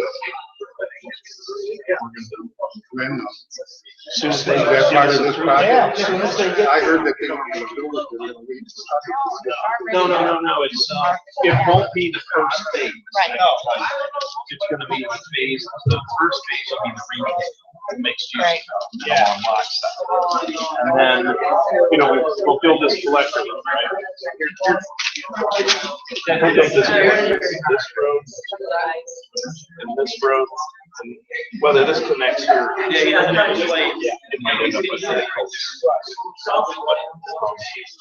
And then this will be the first phase. This is 5 stories. 5 stories, first floor retail, parking structures, 2-story parking structures. I'm Mary Jane Horton, I live in Independence. How are you doing? I've been watching carefully the Fairmont development in Independence, and where that's going nowhere, and I am so excited about what you're doing here. Thank you. Very excited, because I see you doing it right. Are they owner occupied? And I'm just really impressed with the quality of design, poverty, taking advantage of this, like, starting at a lower cost for the land, so you've got room to do something that's affordable. Sure, I think. Yeah, it's gonna be wonderful to develop, and I've talked to a lot of people in Independence who said, I wouldn't really something else. Our kids are out of school. We don't live in schools. And having the method would be great. There are more. So there are people. Yeah. Oh, yes, absolutely. Because I just know that I've been seeing them. You do it like every step of the way, and I don't see that. Not a fair one. I mean, and it's so frustrating. I want to jump up and scream and say, you don't realize how good you are. Because you really are bringing something to this. There's going to be that. This will probably be as described, and knowing the market senior housing, there's no doubt. This is exciting more than No, it's not. And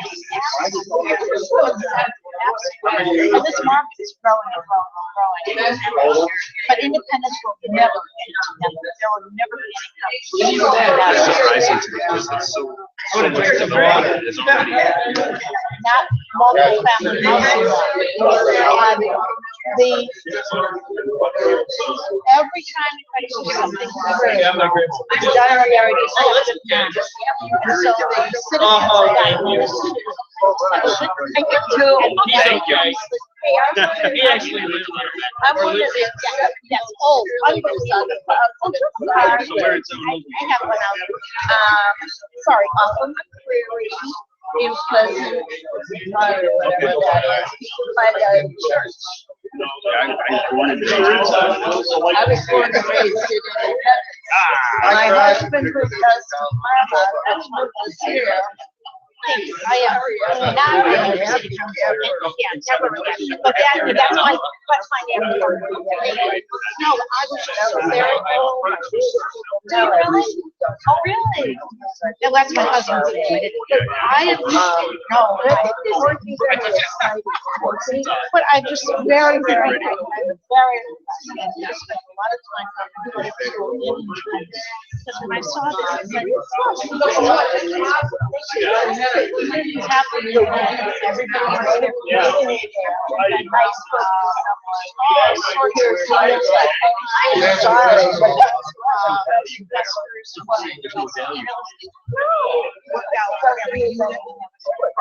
I think the community is just wonderful. Everybody does for one. Everybody is well. If we go forward, you're not unless somebody sits on OTV. I mean, that was just frustrating.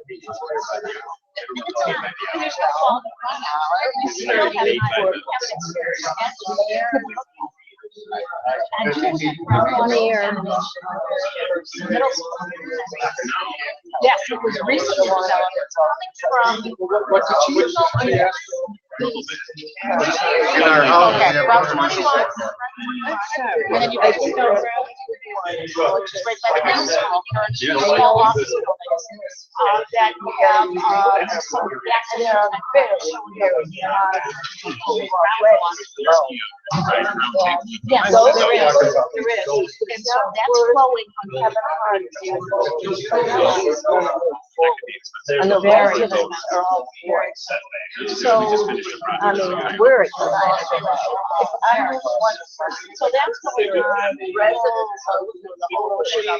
The residents haven't really realized the county Yeah, something. But I really couldn't buy a hair here. You're also over by the store. We just moved. Isn't that right most close?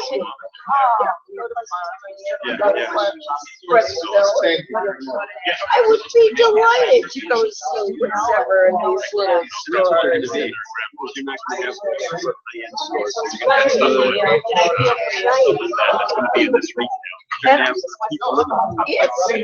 Where's our parking over here? If we come over here, would we have parking in these little buildings? It's going to be like parking on the street. Like you pull up, Okay. you go to a barber shop, you Yeah. pull up your parking. So I could come up across you and come to the park and do my little thing and bring my daughter and do my little thing. I love it. Coffee and Oh. No, this is really exciting. We do need something in here like with independence. And that's why I just asked, I forgot his name again. Oh my God. Mark. Yeah, yeah. From independence, because you do want to make it look like it's cohesive in here. And then to offer the seniors and this is fabulous. I'm so excited. I think this is Good. Good. Yeah, they're excited too, the guys that are doing it.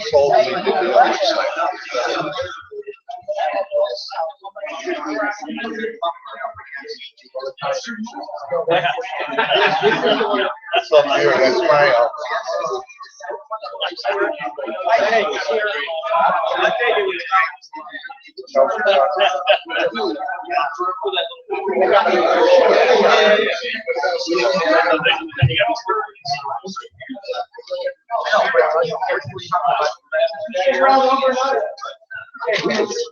Anyone have a? Sorry if I was short.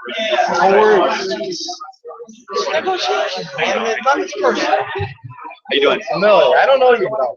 No, you were with my best friend, Jeff Elias, at the town hall meeting we had at the hotel. You know Jeff Elias, who lives on Meadview.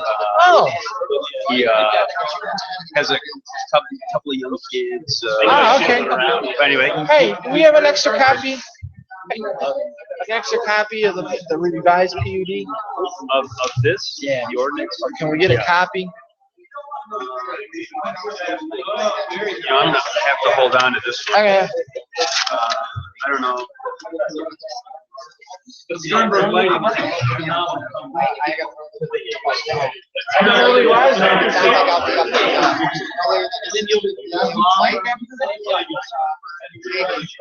I get it. All right. That was a great game.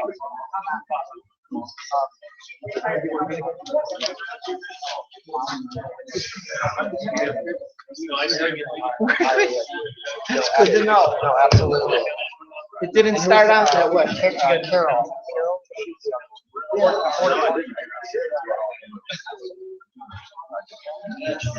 All right, he's.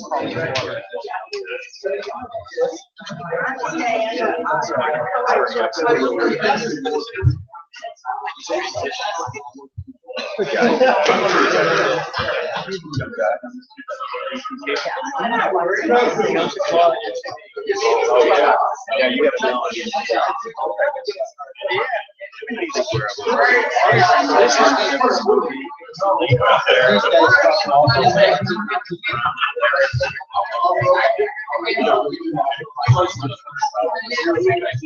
I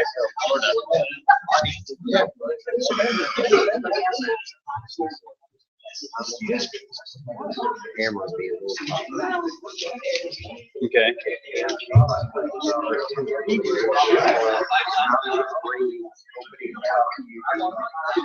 Shut her down.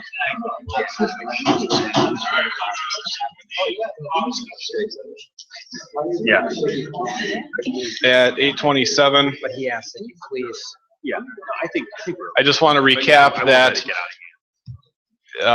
this Monday, we're going to call a early caucus meeting. Is 6 o'clock okay for everybody on council for that? Okay, we're going to call it for 6 o'clock.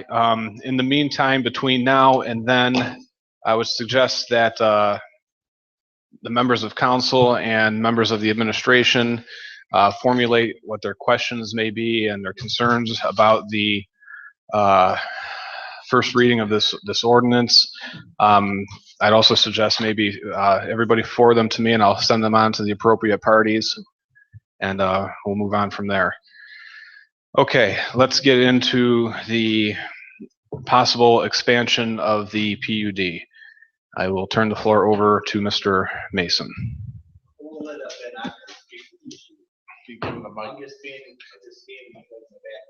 Okay. Could we pass the mic down to that group, please? Wherever it may be.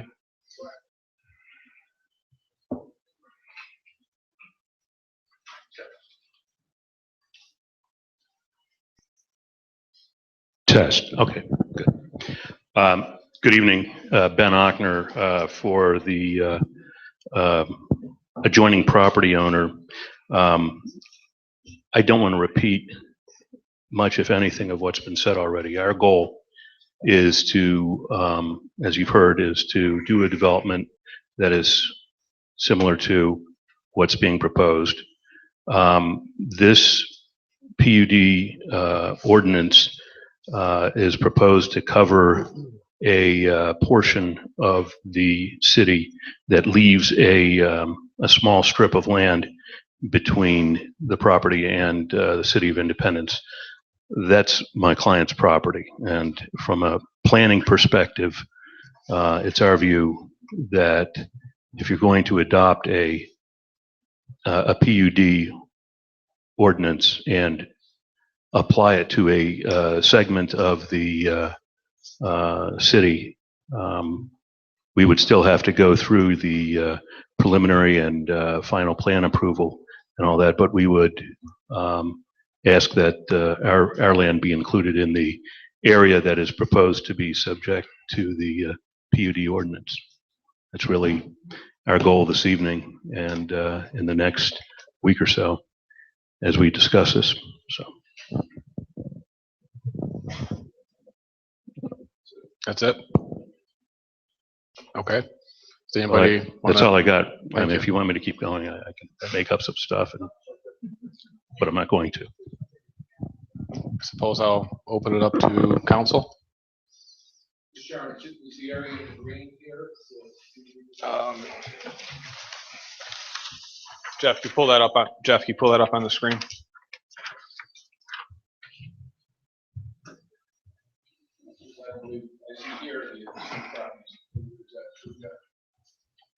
Yeah.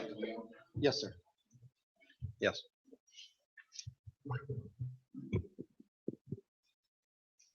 Council President, could I? Let Mike finish. I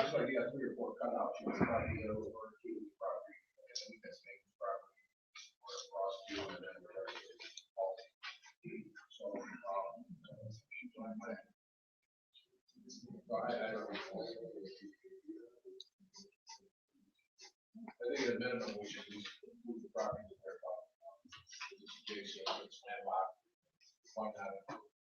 Okay.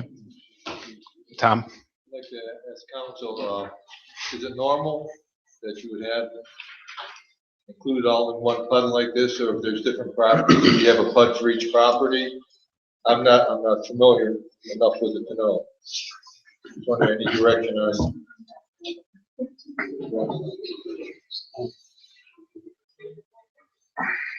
I mean, right now, our PUDs is what, 35 acres or something to that? Yeah, you have a charter requirement that there be a minimum of 35 acres under a common plan of development. And it is not, this isn't a maybe typical situation, but so part of what we've been discussing is how we deal with this. And I think there's perhaps more than one way, but the way that we thought might make the most sense is to, and this is subject to further discussion to make sure everybody's happy with it. But by way of example, we had talked about having a sort of a lead first master plan, that the master plan is only initially with the proposer, which would be the lead meaning initial developer that has 35 acres or more of contiguous land. And with that, there would be approved design guidelines, that the design guidelines apply throughout the entire PUD, and that's sort of the commonality. There are goals, restrictions in the PUD ordinance, and maybe design guidelines that apply throughout, but that there can be supplements to that master plan that are additional area that could be owned by different owners, whether that's on the east or on the west over time. Yeah. Yes, right. Which is currently used for residential purposes, may be used for residential purposes for the next 100 years, but if not, that it could be joined then in by a supplement, and the supplement wouldn't have to be, and can't be, really won't be 35 acres, but that that's part of what we've discussed, trying to work in to accommodate the possibility of development in that entire area that is controlled by the charter amendment.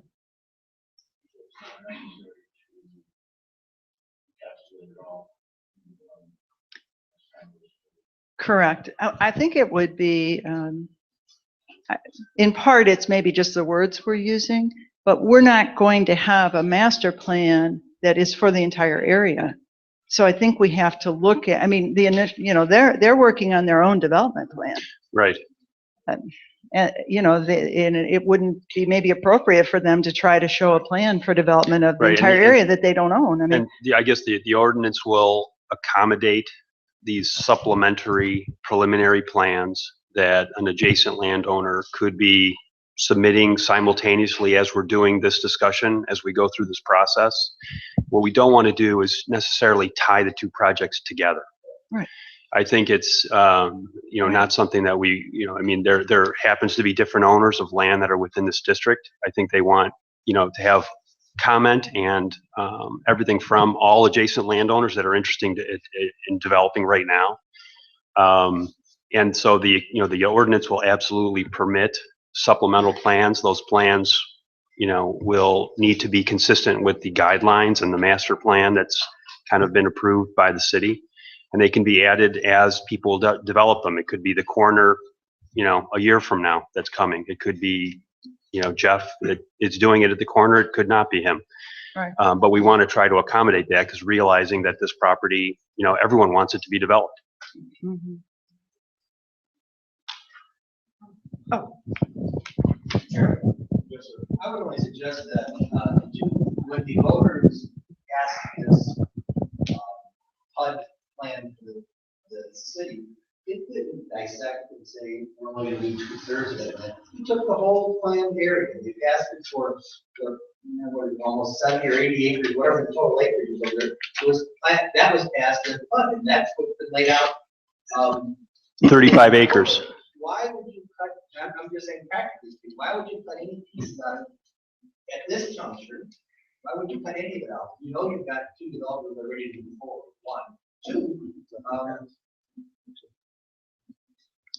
the development that's going to move forward, they're not going to be on the same plan. Of course, we're going to submit our own plan. We'll make it reflect and be as common as possible with their plan and our plan, but we don't need to be part of the plan.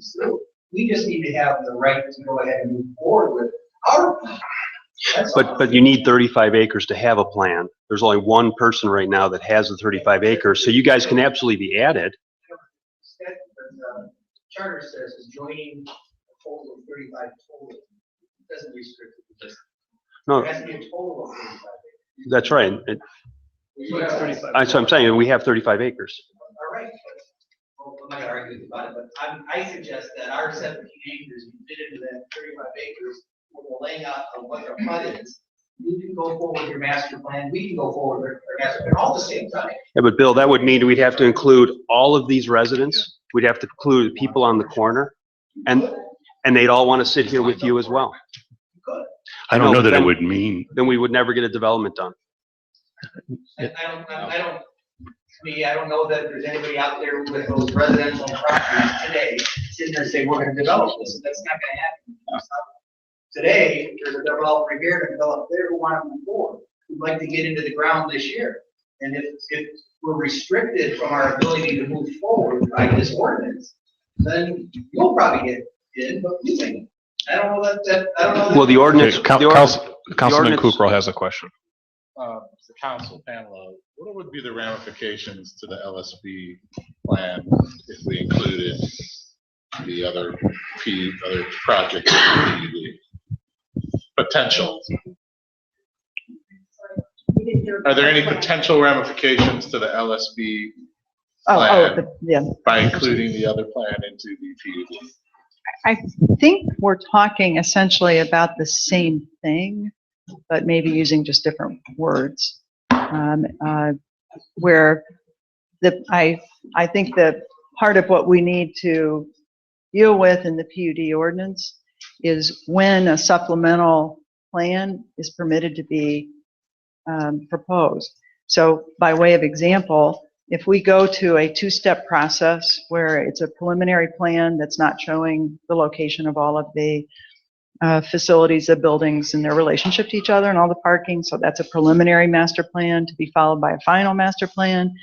Is that enough of a trigger to then allow, because that's a 35-acre, meets the minimum, is that enough to then trigger someone else to propose a preliminary master plan? I mean, I think that what you're really saying is we might already, with the passage of the PUD ordinance and the preliminary plan that will be submitted immediately afterwards, already be there. I mean, so. I would ask Jeff and Alan the same question. By including the other developer into this PUD, do you see any delays or anything that could jeopardize what you guys are trying to do? Well, I think there's a big discrepancy in the market study that they speak of and the market study that Omni has done. And there currently is not the capacity for 2 operators of this size to come in there. So you have the potential of one of them falling off and disappearing. So from a development standpoint, that's what I see. Well, my biggest concern is delays. I mean, could potentially one project be delayed because the other one is holding it up, and I guess that's a question. Yeah, since you asked the question, I mean, that's probably what I heard their biggest concern would be. I mean, I think we heard the timetable from Bill's group that they're looking to close on the property in August, and that they would start, I think, maybe a month after that, where our preliminary plan, this is pretty much what a preliminary plan looks like. We're done. We've spent the time and the effort to get here. We've drafted the ordinance. We're ready to move forward. The question would be is how much will they're needing to put their preliminary plan together so you could look at all of it at one time, and how will that delay our project? I think it will. I think it absolutely will. And I think what we're trying to do is accommodate them, let them have as much comment as they want, as much input as they need. And we can all evaluate, that commentary, but we don't want that to slow our project down. Well, let me. Real quick question. Yeah, let me ask first, and then Mike, and then we'll get back. It's my understanding that there may have been some preliminary conversations at some point between the 2 developers. Is there anything that can happen so we can all work together in synergy for the betterment of this whole project, and create different uses for either the Omni property or your property, Bill? I've always said that they're open for conversation, but I think they moved down the road a lot into their end. We've done the same. I don't know what we can do. I'm willing to have a conversation about anything.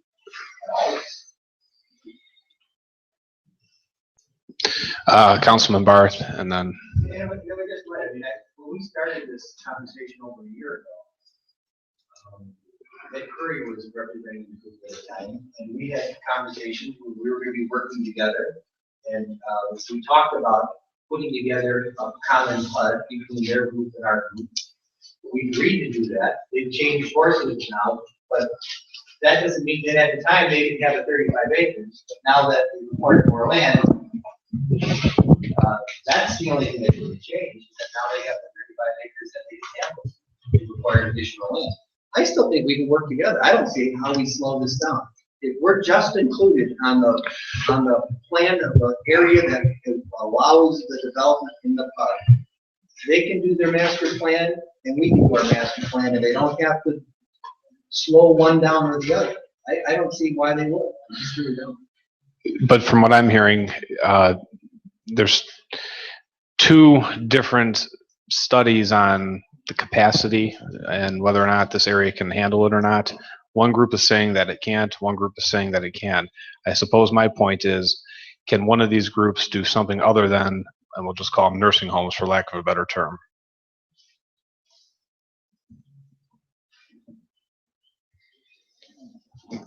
When I came on in August, I had seen a preliminary plan from back when Bill spoke about a gentleman, Ed Curry, who was working on this project prior to me, where they had a hotel on the site and office buildings. I'm not sure what happened to that use. But I'm not going to put office buildings in the back of my site. I'd have every resident living in the neighborhoods around, they'd be here up in arms, and I wouldn't blame them. Right. The only thing I would add is, this site, and Bill's correct on the 35 acres that's in the charter. The way the property is owned, there can only be one master plan. There can only be one preliminary plan. We can't have two master plans. It's one master plan that the whole district will be developed consistent with, because that's the acreage that we have. So we're saying that they can develop, and they will develop consistent with the plan that's approved for the overall development. But there can only be one. And then the other plans, the corner, when it gets developed, this corner, Heyman corner piece, it will get developed. It'll get brought into the overall master plan that's approved, consistent with the design standards and everything else. And it'll be brought under a supplemental plan. If I may. Go on, and then Councilman Barth after you. Go on. We may have a disagreement about the meaning of terms. The way I read the charter, you're not talking about 35 acres that's under common ownership. That's not a requirement. And it's not required that it be developed at the same time. It's development under a common plan. And yes, there are terms of art in any PUD legislation, a preliminary plan and a master plan. But the common plan that's used in your charter could just as easily refer to the area that is to be zoned in such a way as to make PUD development available. And so that my answer to your question about whether our project would slow theirs down, no more than theirs would slow us down. It would have no effect. We'd be presenting our own preliminary and master plan, and they would be too. So I think that the common plan that the charter refers to is not necessarily the same as the master plan of the PUD. It just talks about a minimum area where the PUD can apply. It has to be 35, doesn't common ownership, it says contiguous. It doesn't say common ownership. It does not say common ownership. It says contiguous. It says contiguous. Right. Well, our property is contiguous to your property, your client's property. And so, therefore, while the common plan can be as set forth in the legislation that you're talking about adopting, and then within that legislation, you have a preliminary plan and a master plan. And that's one reading on your charter that I think is fair and reasonable. That would allow us to proceed with our development while you proceed with yours, and we wouldn't be slowing you down at all, and you wouldn't be slowing us down at all. So.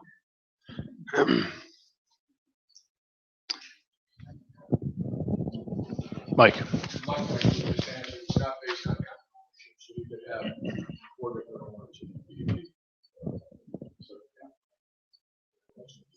Okay. I guess the last thought I would have is you want to have a parcel that the city, and the amount of the entrance into that land is an acre and a half. You certainly want that in there. Councilman Frondorf. I have two concerns. Number one, speak up. I have two concerns. Number one, we have competing projects. And I'm not satisfied that this property can sustain both.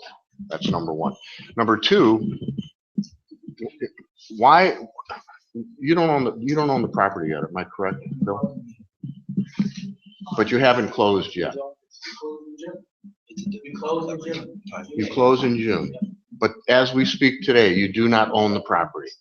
We have a contract for the purchase of the land. We have financial close You're not answering my question. Today, you don't own the property. Okay, when you own the property, why don't you come back to us and we can talk then? That's the problem I have. Well, Tim, what I'm hearing also is- Excuse me, Mike. What the part of the problem that I'm seeing here, I see a developer that has a very, very well thought out, developed plan, and then I hear what I'm hearing is we're winging it. You know, we're off the cuff, and we've got all these studies, and but we don't want to share them with you. And you know, I'm hearing that it can't sustain it. I'm hearing it can sustain it. You know, there's some real open-ended questions here, Bill, on my part. Well, I would suggest to you that we haven't been waiting. I would suggest to you that this whole senior campus care idea was our idea in the first place. When we submitted it, their plans have altered. We've never altered what we want to do with that plan. Well, someone once said to me, you know, I guess you're entitled to your opinion. Yeah, and I said that to you. Let's go Jeff and then Jim. You know, when I first came into this project and I started to meet with the city, which is why our plans have changed, the city continually said to me, highest and best use. Find highest and best use for your piece of property. We want tax revenue, highest and best use. We have fine-tuned and fine-tuned and fine-tuned and tried to put as many of the highest and best uses on our property. I would ask the city to challenge Mr. Mason and his team to do the same. I think he should develop, or someone should develop that site. That's why I've even obligated myself to put a stub out so that whoever does develop it can connect into the easement or the roadway that we will produce when we build our project. And whatever the highest and best uses for that project will play off of what the highest and best uses of our project will be. Thank you, Jim. Here's- Jim first. To Tim's point, the other big problem I have, besides the fact that you haven't officially closed on the property, is that there's only two ways into this property. And one of them, I watched a video of Mr. Simich at the Planning Commission from Independence, and I'll give you my personal opinion. The Independence Planning Commission, I know you say that you're gonna when you buy the property, that easement's gonna come into effect. But my personal opinion, I don't think Independence is gonna allow that easement to happen through and take away 82 parking spots out of that thing. So I question that. The only other way you're getting in is through the city parcel, which the city owns. So I want to see development in Seven Hills. I want to see if we can make a way both projects work. The problem with me including you guys into this PUD is what Tim said, and also I just don't see the feasibility of how you're going to get in and out of here without some real work. And there's where I come back to the delays. When we get to the point when those questions have not been answered, and we get you guys in this PUD, and it's like, oh wait, let's stop everything so we can figure out how to accommodate your piece of property. And that's what I'm worried about. Yeah, but I mean, Yeah. let's play your scenario. I disagree with the entrances on the Mill Park. I do believe that we will get that worked out. I spoke with the owner today. I'm fairly confident that will get worked out. But that's not your issue. Your issue is us slowing them down. I don't see, if we don't have a way to the land, if we can't get a road in there, we're not slowing them. I mean, they're gonna just keep moving. By putting the land that we're purchasing in this PUD, all you're doing is saying, here's where it's at. We'll have to come back to you on our own plan, on our own way, and tell you how we're gonna do all this stuff. I'm suggesting we can get it done. I'm suggesting to you, and I made the offer to the city, is that if they don't sell the land, that we put the road in, we can put the road in, if that's what you'd like. We can buy the land, or I'd suggest even better, you own an acre and a half of land, the city does. Our most northern edge is about an acre and a half. I suggest that we remediate the wetlands there and create a whole 3 acres upon which the city can develop or sell. It's going to be a lot more valuable when the road is in. It'll be a lot more, your land will be a lot more valuable when you can put something on it. At the size of an acre and a half and a road to it, you don't have much. But if you have 3 acres of buildable land right on Rockside Road, you've got the best piece of land. So where was this 3 acres you were offering? You have 1.5 acres. Yeah, right here. Right up, So where right, was right up on front there. Yeah. So We have, right behind you right, is all our right. property.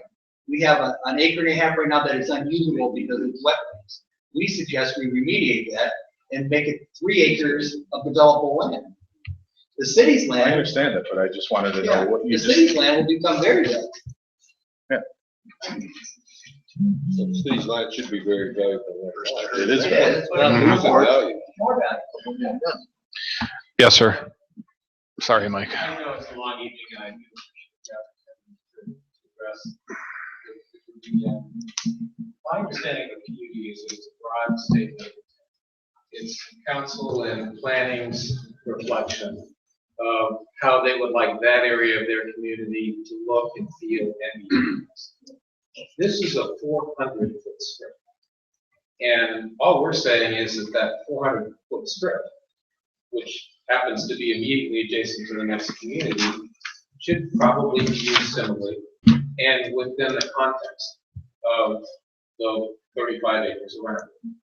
I think that's eminently reasonable from a planning. I can appreciate the fact that since we're both a funding group and a developer and we operate, we have the money sitting in the bank to do this project today. It's difficult on the part of a lot of senior living operators to go in and attempt to develop a senior living project when another senior living project is already funded next to it. They may end up having to wait a year and a half. I can respect that it may be difficult to raise funding depending on who your funding source is for that. I understand that. But just purely from a planning perspective, I think the 400 feet belongs in the PUD. Quite frankly, this is America. I mean, it's a free market economic system. And if I write a check for $50 million and put my project in first, and their guy who wants to back their assisted living has to start a step for a year because he wants me to go up first, well, then he starts step for a year or two and they use it for something else. But I don't know that it's up to council to legislate how a piece of land is used. It's a free market economic system.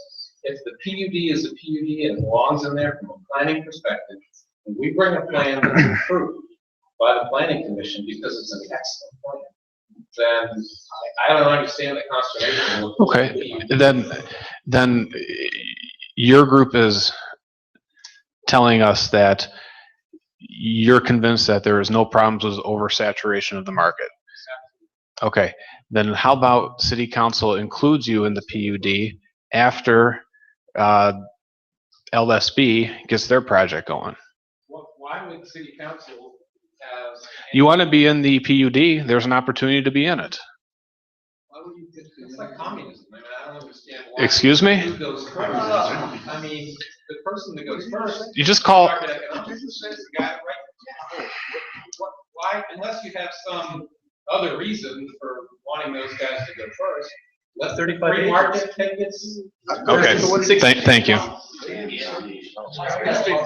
Go on, Mike.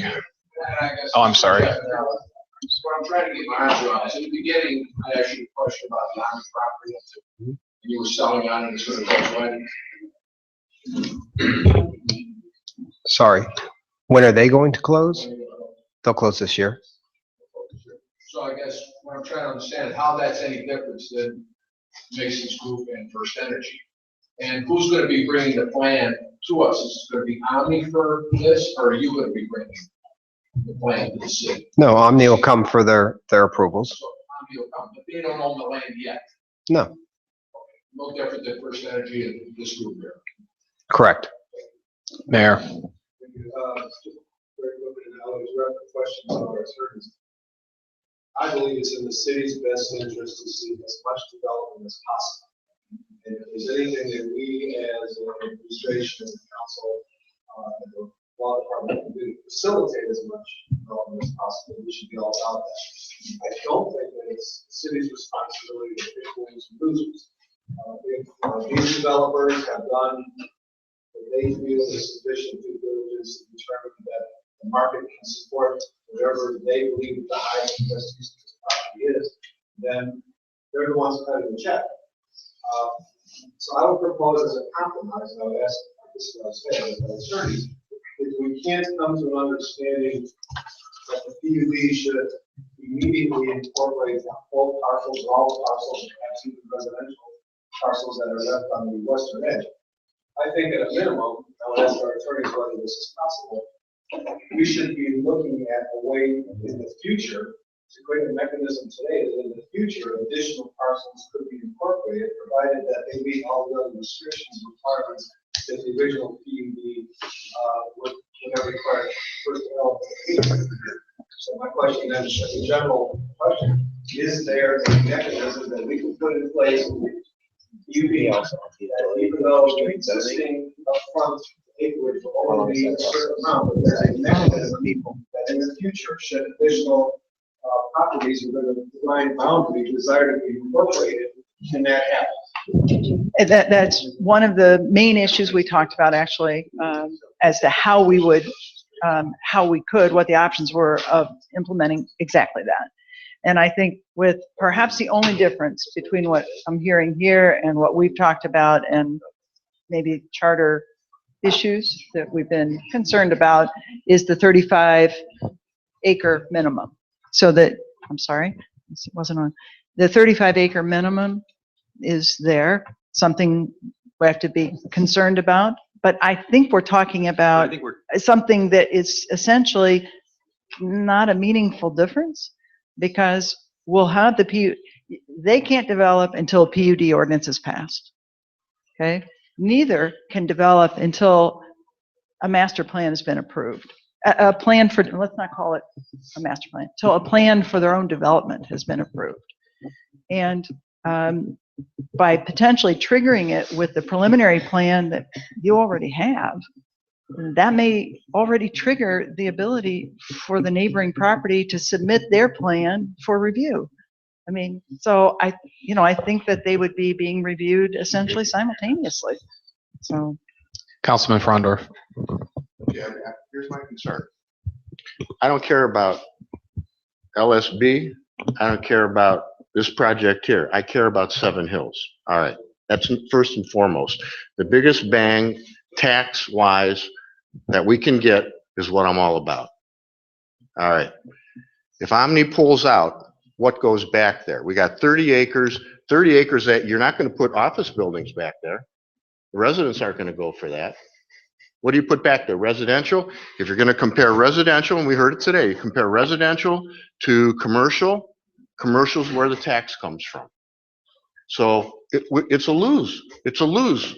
Tim, to answer your question. One second, Jeff. It's a loser for Seven Hills to put residential homes on that 30 acres, that 30 back acres, if Omni pulls out.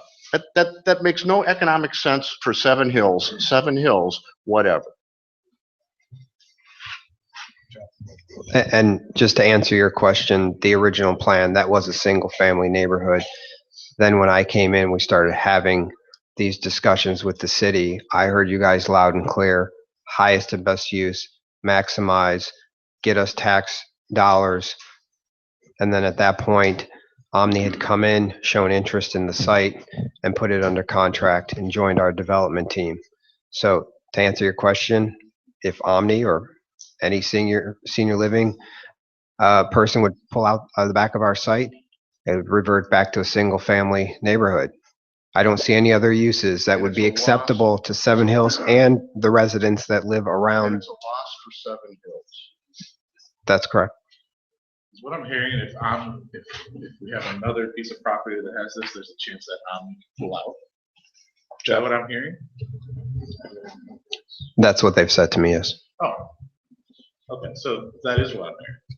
That's so correct. There is a risk here. Absolutely. There's an absolute risk here of having this other developer and this PUD. That's all I'm trying to get to the bottom. There's delays. There's risks. I mean, I just want everyone to be aware. Listen, if I could find a higher and better use for that back than what we're proposing, I would, but someone come up with an idea. I'll listen. Also, please remember that a handful of years ago, when the master plan for the entire parcel was being developed, that I'm not talking Rockside Terrace or Soar Hills or anything like that, but the more recent history, a couple of years ago, the site plan itself showed, as I think somebody had mentioned, hotel on the most northeastern corner, and then office space on that, adjacent to Independence office space. So from a pure planning perspective, that's what made the most sense for that property, right there. And then the rest of the development occurred with retail, and I think it was single family or townhome development. My client basically changed the plan from a single family development, which was not the highest economic best use of that property, to something that was more reasonable. So again, the master plan itself showed for hotels and office space on that eastern portion. Just keep that in mind. Yes, sir. Behind. I would say. Let me just say, first of all, Mr. Frondorf, I agree with you and your priorities about getting as much for Seven Hills as possible. And I appreciate the invitation and the encouragement that the gentleman has extended to allow us to make the highest and best use of our property. The very simple solution to both, and that is when you pass your PUD legislation, instead of limiting it just to their development, you include our property as well. That doesn't mean that you're forcing them to carry us along. That doesn't mean that you are authorizing us to slow them down. Neither is true. All it is with the PUD on their property, they can do everything in the Rockside Development District. That's what we're also in. But then they can do a whole bunch of other things that we can't. And it doesn't make any sense to leave this small sliver of land between their property and the city of Independence zoned in a way that just can't bring the highest and best use that would be similar to complementary to or competitive with their use of land. That's all we're saying. Councilman Kranek. If I'm hearing this right, that land that you have or will have, assume you have it, lends itself much more than they're telling us the only thing because of the residential they can build there is limited and would have to be houses or what they're proposing. Does your land lend itself more to the office buildings and hotels? I would suggest to you that the market is saturated along Rockside Road and nobody's building it off. We just don't. No, I'm not asking that. I'm just saying as far as the two pieces of property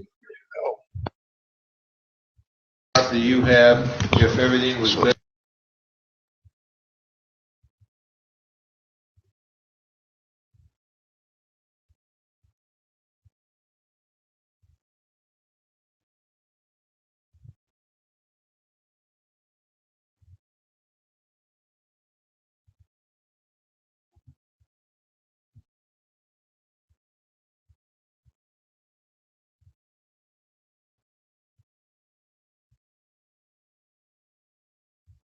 Tom. I have a question for Council Pam, if I may. We're hearing that we can make the PUD and then add the land zone property later. We can incorporate it now. Right, there's a question about whether one can hurt the other or whatever. Where is the disadvantage to the city of Seven Hills by not incorporating the land zone piece at this point? Is there some jeopardy for Seven Hills in not doing that? I'm with Mr. Frondorf. I'm just worried about Seven Hills. You know, developers want to do something here, go do it somewhere else. The only thing I guess I'm focused on for that purpose, the only thing I'm focused on is whether or not we're meeting the charter requirement at that point. So, I mean, that's something maybe for some later thought and discussion, you know, but I thought that what we proposed was allowing them both to develop simultaneously. That's not, as I can understand it, that's not really answering my question. Okay. Where is the jeopardy for Seven Hills in making these two developers do their own thing rather than lumping them into one piece? Where's the jeopardy for us? I think myself, the more development that's in line with what you would like, the better. I think we just have to make sure we're complying with the charter requirement. So. Okay. Is there any downside of having both developments that occur at the same time? Is that, I'm sorry. Downside to having both developments or 7 Hills. Right, of course. Same PUD. Rather than having LSB first and Lansong second, where's the advantage of 7 Hills combined? I think the answer is we're not sure that we can have them both together unless they cooperate in a common master plan.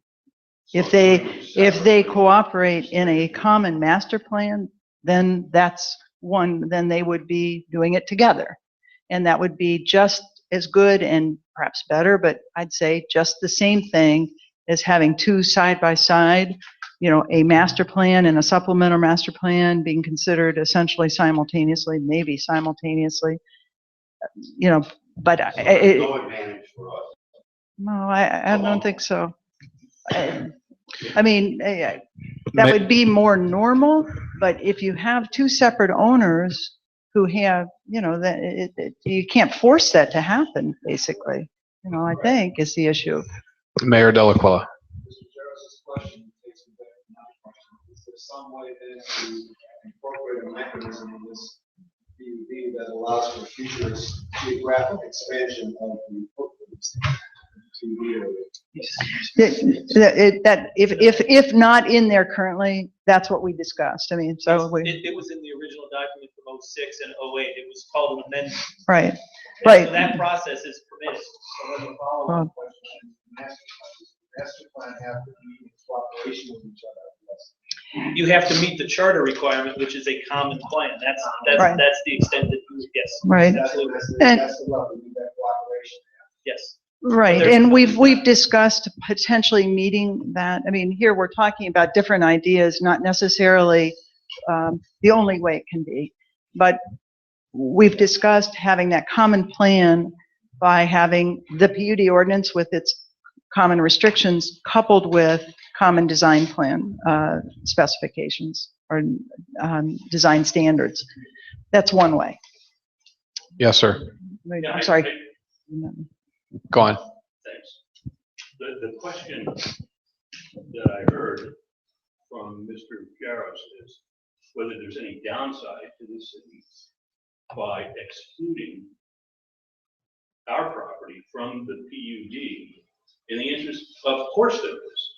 Of course there is. If you want property to generate the most tax revenue for the city, you allow it to be developed to its highest and best use. So if for some reason you really want LSB to go first, and I would suggest that if the law is in effect, then you really can't be making those choices. And I'm assuming that those aren't real choices that you want to be making. But you simply include all of the land in this corner of the city in the PUD so that the same development opportunities, the same uses are available that will maximize the utility, the value of the property and its productivity. I mean, this is too obvious. Right. I just have a quick question. You know, presumably, and I've been taking developments through the entitlement process, PUD process, straight site planning process, and typically when a development comes forward, it has to have appropriate access. I know they're negotiating with the adjacent property owners in the city to get access, presumably emergency access, through the City of Independence. But I would assume that the city would want access to their property to come off here when they submit a site plan. Would that be a reasonable assumption that their main entrance would come off through here? Where? Here. We would connect here, yes. You would connect there. If that's the case, I'm familiar with all the wetland permits that have been filed both on our property and theirs.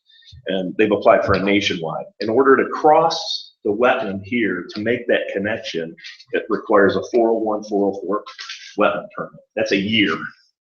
We've been in the process for approximately 6 months on the permits that are required on our property. So it might be a non-issue. I mean, presumably you wouldn't permit or review a site plan without a wetland permit being filed in some sort of time frame, because you can't start construction on a piece of property until the wetland permits are in place. So it might be a non-issue. It's going to take a year once they go to cross this wetland here, because it'll throw them over the threshold for a nationwide permit. They'll have to apply for a 401, 404 permit, and that connection won't be able to be made for a year. So just point that out as a. And I'd be glad to wait. Just includes as part of the ordinance. Tom. No, you. The same thing we asked from the very get-go. Include us in part of the plot upon which you call the PUD, the ordinance that is passed. Include us. If we are restricted, like Bob has indicated, my guys won't accept that. And you guys go ahead. What I'm hearing here is there's potential friction. Possible, maybe not likely, maybe likely, I don't know, between you guys. If we combine this into one, there might be a problem somehow between you, and you can say no, or they get along just fine. But there's a possibility. So if you're not included in a 35-acre parcel, and you both do your own thing, then we eliminate the problem of the friction causing delays. So I asked, what was the advantage to us? Well, disrespect, you guys work out your own trouble. What's the disadvantage for Seven Hills to keep the two of you separate? Now, we've heard comments about. We don't believe. I don't know what you were trying to allude to. I'm not a communist either. But, I mean, this is just insane. And the council wouldn't decide that one business or the other should succeed or should be allowed. That would be the planning commission.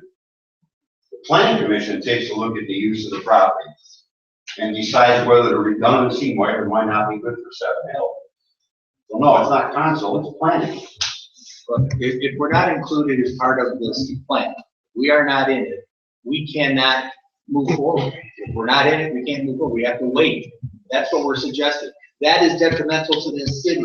The city is laying off people. They're cutting back on people. We have a project, we can move forward. We can bring tax dollars into this community. You just ask me to let us do it. But from what I understand, Omni may pull out, and you don't have economic projections to give us on. We could have those. I mean, this is not going to happen tomorrow. Look, you asked us to come to this meeting to discuss the ordinance. We come here to do it. We want to work with you. I'd love to work with you. I'd love to work with and make it all happen. All I'm suggesting is just don't restrict us. Let the economics play out. If you give us the opportunity to build, just see what happens. If we don't go forward and they don't go forward, why would you want to protect us more than them? It doesn't make any sense. Just let it happen. Bill, I think we're putting in place a mechanism for you to go forward, for you to join this PUD. The concerns are, what happens if you don't get your emergency access through Independence? Are you going to have to change the way you're accessing your property? Perhaps. So are we talking about making Jeff then go back and change his? Yes, we are. You're shaking your head. No, but if they approve, if approve a preliminary plan, and for some reason you guys don't go forward, that's the difference. The difference is they own it, they have their plan, they're moving, and what we're saying, Bill, all we're saying is we're going to put in place a mechanism that you guys can put your preliminary plan in tomorrow. You can put it in tomorrow, and it can be added by supplement to the ordinance. We're putting that mechanism in place. You'll be making it sound a lot more complicated. If you just include us in the map that is going to be the But then we have to do a preliminary plan together. We do. A preliminary plan we do. We absolutely do. No, we do. We have to have a common plan by charter, and if we include you, then we have to include you in the plan, the preliminary plan. We have to include you. We disagree. Lawyers disagree. We all the time. Imagine that. By the way, can we, I'm sorry. Yeah, this is what I'm talking about. Why should we even, why should the city be this? Mr. Mason, you said favor one or the other. I favor Seven Hills. They help you guys. We'd love to have you. I'll take that to help you guys. The hell of the problems you guys might have. I'm just worried about Seven Hills. We've already been back. You guys with this thing. You guys are absolutely right. And, you know, if you look at this, forget who owns what. Pretend we're all buddies and we all own it together. You're going to get residential. You're going to get a hotel. You're going to get senior living, and this community is going to benefit significantly. Who owns what really is kind of irrelevant. Who gets ahead really is kind of irrelevant. We typically, senior living, since it's a quasi-commercial product, is between a commercial use like those big office buildings and residential, because it's a perfect transitional use, not in the middle of residential. But quite frankly, if we're behind for any reason, because we can't get access or we can't get a wetlands permit, and their group goes in and does senior living, that's okay. We'll go in after they're full and make sure that they're doing well economically. It's stupid of us to do otherwise. We're spending our own money. So I mean, that's the market forces, and that's what I was really trying to say. Just like Tom said, the market forces in a free market economic system will control this deal. And it's okay, because Seven Hills is going to get everything. Nobody's going to build office, but you're going to get hotel.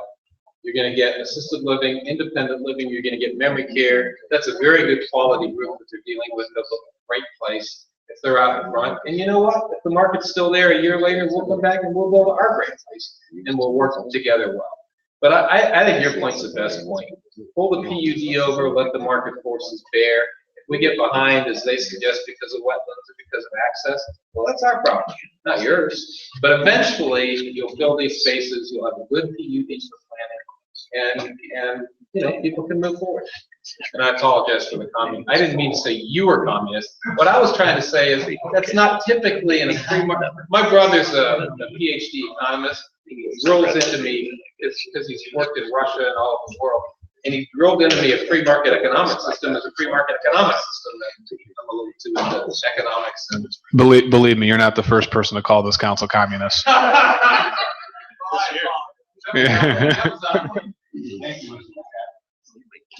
Okay. Anybody on council have anything regarding this, or are we prepared to move on? One more thing. I'm just trying to get my arms around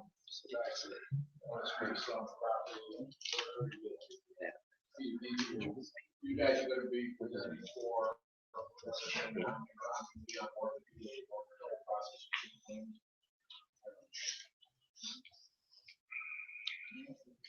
Could you repeat the question? Yeah, I mean, the answer is yes. I mean, I think they're part of the process. And when they're ready to build their building, they'll come back with their final site plan, and you guys will look at it. And okay, so when we move forward, are you just going to be presenting for your area there, not on me, or the whole 35 acres? We really will be presenting together, or we should be, because we're developing together, constructing kind of at the same time, and putting in the roads and the infrastructure kind of ties in for both our projects. So the schedule that we've set up so far, provided this gets through the PUD process and everything else that has to come in front of it, is to do clearing together, grading together, and do some of those things so we get some economy of scale. Okay. All right, let's move on.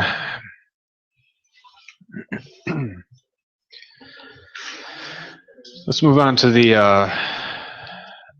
TIF. Who wants to take that one? Please, Pam.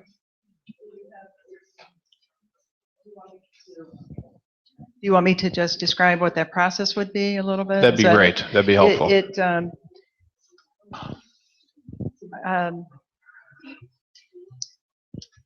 If the developer requests a TIF, which we understand they're likely to do, and that would be the developer on LSB, then it's something that's in the discretion of the city and through city council, not something that the planning commission is involved with. It's a mechanism generally to help pay for public infrastructure. The very first step in tax increment financing is the school likely, based on what we understand, they would trip the thresholds that would require school board approval of the overlapping school district. So if they come with a proposal that trips those thresholds, they would likely negotiate an arrangement that is satisfactory to the school. And it's only at that point that you're in a position to authorize tax increment financing. It is many things. It can be structured many ways, but we understand it would be established so a stream of revenues would be available. I don't know for how long, statutorily up to 30 years with school approval. So a stream of revenues would be available that could be used to pay for eligible public infrastructure. How that's financed, so you have that stream of revenues, how that's financed, whether it's financed through a port authority, through some arrangement just between you and the developer of reimbursing them over time. You know, there's many options there. So those discussions have only been had at a very preliminary level. One of the things I've always assumed is we would have something called a development agreement, perhaps a TIF, tax increment financing agreement, that would deal with that issue, the tax increment financing, and the city's property that it owns. You know, whether it's being sold, partly being sold, partly retained for public infrastructure or what. So. In the public service facility that was mentioned. Exactly. And in a development agreement, if you're agreeing to tax increment financing, there are normally then developer covenants as to, they go beyond what's approved through the master plan, might go to timing, schedule, more precision on what's being built, potentially. Okay, that's a, excuse me, a very good explanation. Do you believe it's premature to start talking about that right now? Should we move on, or? Talking here in front of council? Right now. Probably. The only question I would ask, can you amend the TIF that was approved in 2008 to go back and include? I'm guessing that it wouldn't provide any benefit to do that. Okay, just start from scratch. Right, because you want to start a time period, I mean, without looking at any other issue, you would want to establish your base year value, and you would also want to start your time period. That time period probably is already well started. And so, right. So you would lose years of the TIF revenue flow. Although the property might be valued less. The value might be, the value might not be so much of an issue as the time period running, right? What I'd like to ask, and Pam, if this is not appropriate, please let me know, but I'd like to ask any developer that is interested in a TIF to notify the city in writing by the end of next week, so we can start planning and thinking about this. So, okay. And you do have draft, I mean, you have the documents before you from back in 08, so you really have a boilerplate document that everybody can take a look at and see. It's really nice to use. Okay. Let's go back to the development agreement. Can you explain a little bit more about that, please? It's not necessary that you have a development agreement. I think the reason for a development agreement will come because there are certain things that the developer is requesting from the city, and that you can then use that as a leverage for a negotiated contract. So if they're asking for tax increment financing, that's almost inevitably going to call for a contract between the two of you. And so, in addition, if there's going to be some sort of arrangement on the safety building, you'll have to have some sort of contract for that. And if you're going to sell your property or have it used for public infrastructure, whatever, the city's public infrastructure, issues would also be dealt with in that development agreement. I don't know if there's going to be anything about, Rockside Road involved. I don't know if there's traffic signalization. Any of those issues could then end up being part of the development agreement. Okay, thank you. Moving on, Frank, you wanted to talk about sewers. Were your questions answered earlier, or do you have further questions on that? Okay. Traffic flow and access off of Crossview. Can Jeff, you explain your plans on that? Well, we heard, I think, loud and clear with the 500 resident plus meeting. Traffic obviously was a huge concern. And so to immediately address that, both Bialowski's office and ours contacted traffic engineers that we were both familiar with and solicited a common scope of work and presented basically the two proposals to the client, and he's made a selection, and we're going to move forward with a comprehensive traffic study that's going to look not just at the internal aspects of this project, but what we heard at the meeting, which was traffic flow to and from Crossview. Where does Crossview actually take you to? What's the issues on Chestnut getting to Crossview? Where's all this traffic coming from? Access to and from Rockside, getting onto Rockside from Nero. All of the concerns that I think I heard loud and clear were incorporated in the scope of work. So with the ODOT data that's available, we'll be looking at traffic signalization opportunities, and we'll be looking at the generation of traffic for our development anyway, relative to the traffic concerns. And we're going to kick that off hopefully tomorrow. What is your time frame? 4 to 6 weeks after we initiate. We're going to have a kickoff meeting with the traffic engineer once we have our call tomorrow. Thank you. I've got on the agenda design parameters and height restrictions. Mayor, you were concerned about that in caucus. Do you have anything to add on that?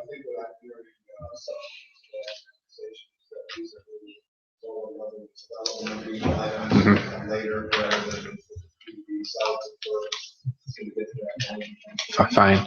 Does that mean design standards, right? The design parameters? Okay, so design standards are incorporated in this revised document right now. We're going to keep them as two separate documents, but it made more sense to include them in the PUD ordinance. And so those are in the ordinance, and that'll be the heavy lifting that you guys will be doing. And on the preliminary development plan, it also handling places in the PUD has references to the heights of buildings, number of stories, and all that. So those criteria are now in these documents for the city's review and comment. Owner occupied versus rental. Actually, we'll get back to that, Councilman Frondorf. Directed to you, Pam, but on the building height, it's got, adjacent residential district 4 stories, within 250 feet of southerly adjoining residential district 4 stories, et cetera, et cetera. Then there's point number 4. It says all others, no limit. And I'm trying to understand this. No limit should not be construed to mean Skyscraper. Okay, and I was just curious. I can shed a little bit of light. Again, we tried to incorporate as much as we could from the 06 and the 08 documents, thinking through this process that you guys had, read it, and this was a document you really wanted us to use based on our meetings. So taking that information, we tweaked, massaged, manipulated this document now that you see before you to incorporate as many of those things as possible. It would have been far easier to start from scratch and write a brand new PUD. But we didn't go that route. We basically tried to take, because again, the assumptions that we had were, this is the document we want to start from. So those height restrictions were actually in the original document. Tim, this particular. It doesn't matter. No. It's very massageable. Okay, the last item we have on the agenda is discussion about the city-owned parcels and what our intention may be. Perhaps, Chris, you can weigh in on if this is public or executive session.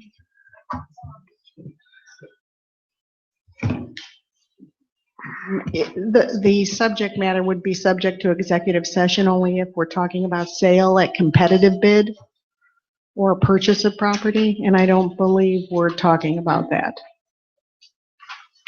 Are we? I mean, tell me if something's different. Are we talking about competitive bid? Yes, I think we need to talk about all options.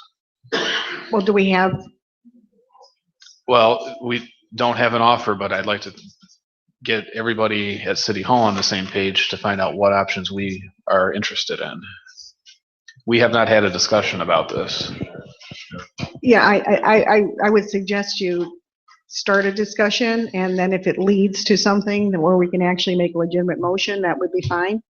Okay. At this point, I don't know that it would be appropriate. Then perhaps in the interest of time in that, we hold that for another time, but would it be appropriate to ask the developers what their intentions may be?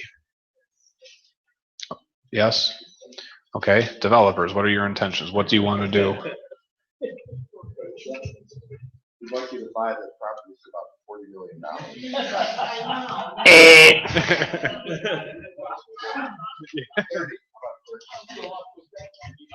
So, we have said from day one that we would be interested in purchasing the property, and/or listening to what other ways you guys wanted to structure the transfer of the property, whether it's a land swap with other land that we own. Then there was talk about the emergency station, and if we gave you land for that and we do a land swap, or there's some land and cash involved in a sale of like kind values, I would really leave it up to you guys to come up with some parameters of how you would like us to approach that, and we'll. Okay, thank you. Bill, do you have any intentions of buying this property or potentially? 40 million, we're asking. I mean, I've heard I don't know if it's accurate or not, you had an appraisal, the number's about $1 million. 1.1. 1.1, okay. We'd certainly be interested if we're going to be held back because we don't have access.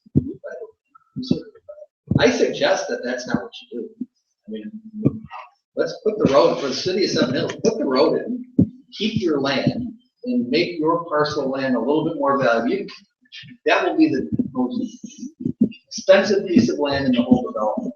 You don't need to develop it, but if you want to sell it off, we'll put the road in. No problem with that. Okay. Anybody further on the city-owned land, or hold it till next time? Yes, sir. Initially, the plans were for the Bartle Center right through our land, and change that. Lombardo Center. Over here?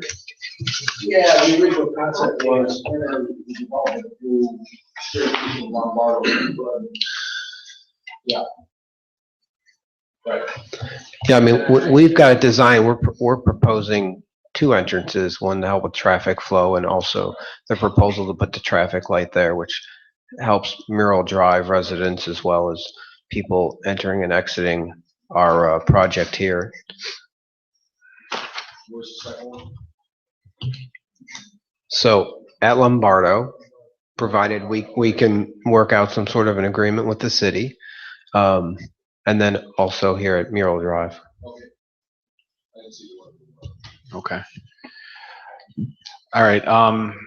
Let's go around the table, see if there's any final questions or comments from everybody, and then we'll move on to the public comment section. Council first. Jim, do you have anything? No. Tom? Tony? Thank everyone for their participation. Tim?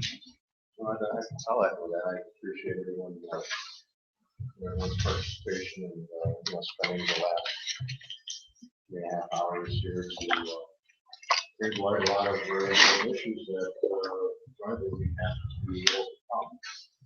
And I'm just going to reiterate as far as I can't speak for the rest of the council, but myself, on my council, my diligence and my allegiance is to the city of Seven Hills, and whatever that takes to get the best deal for Seven Hills is where I'm coming from. Frank? Mike? I just like to thank everybody. Tom said that we want to do this question.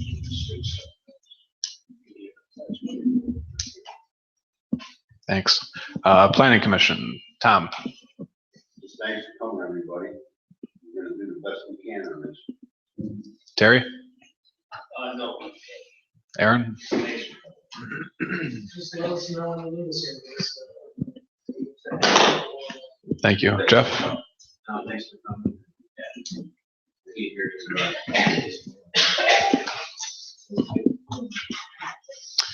Pam?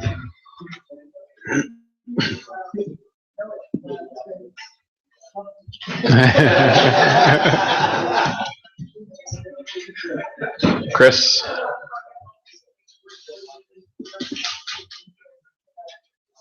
Thank you. Mayor? I just want to say thank you to everybody for all the effort that you're putting into this. Now that we as a government, as representative of the city, we should be all about advancing the planning project that treats everybody with equanimity, but also protects the city's interests. I also want to mention, I spent some time sitting in the back of the room before with Bear Trade. Who shared a number of insights with me, invaluable. I want to specifically thank Jerry for some of the thoughts that he shared. Thank you, Jerry. My pleasure. Mark? No comment. Dan? Stuart? Bill? Paul? Bob? Jeff? Of course. Of course. I appreciate the council preparing to put this on your agenda for Monday and helping to kickstart the actual process.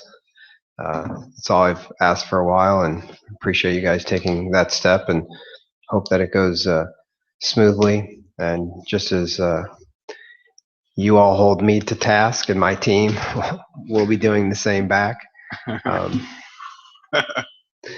But I do appreciate you guys doing that, and for everyone coming out, and for all the input. And like I've said several times, in the course of it, and these guys know, it's like something pops in my head and boom, I'm shooting out an email. I got this question, that question. So feel free anytime that you have a question on something, write it down, send it to us. We'll get you a response back as soon as possible.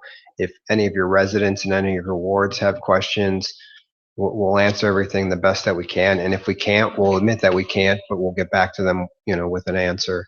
And if you have asked questions and I haven't gotten back to you, or some of my team hasn't, please, let me know on that as well. Thank you, Jeff. Alan? Thanks, everybody. Jeff? I predicted 10 o'clock tonight. I'm disappointed in myself and my prediction skills. So, Oh, I think we have another hour or two left. We have resident comment now. Jack Thrain.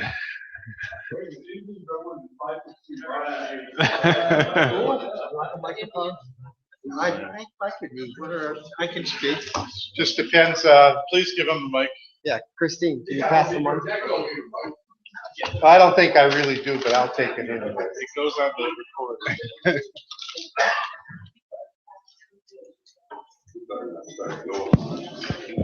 There you go. First, I'd like to apologize for any disruption I made during this meeting, but it's kind of hard when you're trying to look and understand what's going on when you can't hear anything. And also, I think in the future, if there's handouts, it should go to the residents also, not just to the table. We are part of this city. I own a part of this city. Second of all, I'd like to ask a question as far as these 5-story structures that are proposed for Rockside Road. And as far as safety equipment for these 5-story buildings, where would we get the money for this? As far as fire trucks, do we have anything to handle anything like this? And secondly, this parcel, this E, it shows 3 stories attached housing. Like, what are we looking at? How many houses are we looking at there? Anybody know? That's true too. Approximately 150. Yeah. Right. Independence has, hooks and ladders. We have mutual aid with them. We have, To cover all this? Well, I mean, how many prayers you can have at one time? We don't know, do we? But anyways, thank you for that input. And Jack, we have buildings that are 5-story signs. So we have mutual aid with Independence, who has their hooks and ladders, so. I didn't know we had 5-story buildings in the city. It is, yeah. Well, then I'm sorry about that. But my question is about these attached housing. These are all owner occupied?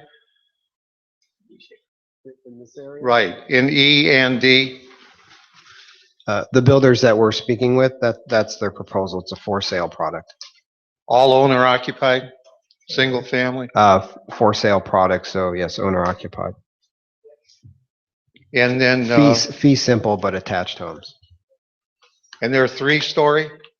No, they can build up to 3-story. And I think it was Paul or Bob had mentioned that, or maybe it was Jeff, each builder kind of has their own product. Some people have a 1-story, some people have a 2-story, some do a townhouse. It's a 3-story townhouse. So it really just, it's up to them. Okay, I wasn't able to attend these other meetings, but I just have a couple questions. I'm sorry I'm running over on this, but these apartment dwellings on Rockside Road, what is the situation with the, is there apartments there? And how many apartments are you looking at there? 160 units. 160? That's correct. And these are not freestanding buildings, or they're freestanding buildings? Not freestanding. They stand above the residential. I mean, the retail, I'm sorry. Retail? Okay, and as far as this PUD, as far as these 2 developers, I guess that's something that city council really has to think about, right? Along with our zoning board, what we're gonna do with that. And that's about it, but I apologize for being rude as far as the interruption in the meeting. And I'd like to thank everybody for coming here too. Thank you very much. Thank you, Jack. Anybody else in the audience? One extra one, we got that one. Yes, sir. Sure you want to give me this mic? You can jump in front of the screen again. Okay. He opened it up for us last time. Right. Yeah. First of all, not really happy with this. When I first saw this plan, it was no road on Crossview, and it was all going to be owner occupied. So we took a look at this and said, okay, this is a good deal. Now all of a sudden we have a road on Crossview, which I'll guarantee you is going to be a mess no matter what you do, no matter what your guy says that you're paying to do this study with. It's going to be a mess. Rockside is going to be a mess too. It already is a mess. This owner-occupied stuff, 160 apartments in that one little stretch there, I don't see how you're going to get 160 apartments there. But the thing is, 3 stories on that little road for Crossview and all throughout that, you say you're not going to have 3 stories. But if you put in the plan that you can have 3 stories, you're going to build 3 stories. That's your best money for the buck. And I'll guarantee you say owner occupied, they're going to be subleases in a condominium. So don't tell us owner occupied only. That's bull. The other thing is, council, you say that this is the best for the city. How? You have rentals here. You're putting all this crap in one little area. It doesn't comply with what the city is. A lot of these ordinances that you're writing here are conflicting with ordinances that have been written in 1960 that kept this city the way it is. Now all of a sudden all this is changing. I just don't understand how we can do this and say this is best for the city. Financially, sure. But for the neighborhood, And as far as the developers, you don't trust these developers. You never trust a developer. They're going to get as much money as they want, as they can, out of us. They're going to do whatever they can to get to get the most money that they can get. They don't live here except for Mr. Mason. And as far as the assisted living, that's a great idea.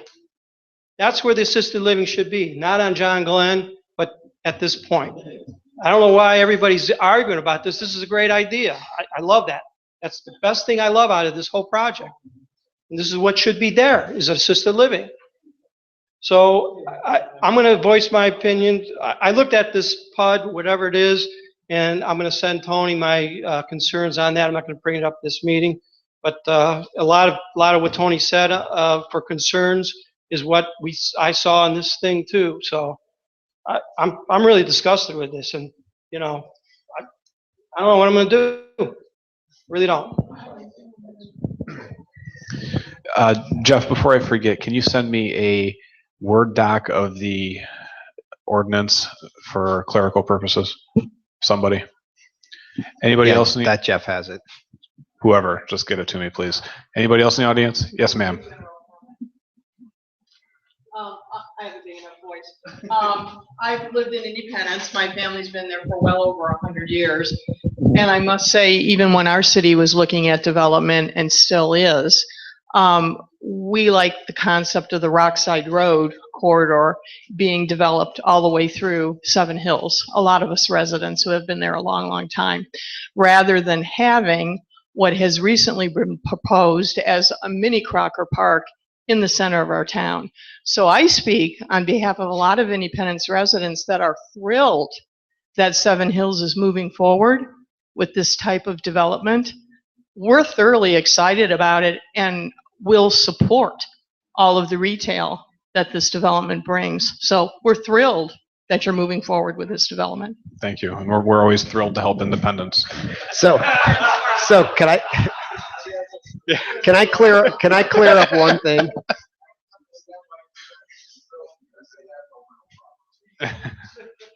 So I'll clear up one thing once and for all. I apologize if we made any reference to a mini Crocker Park.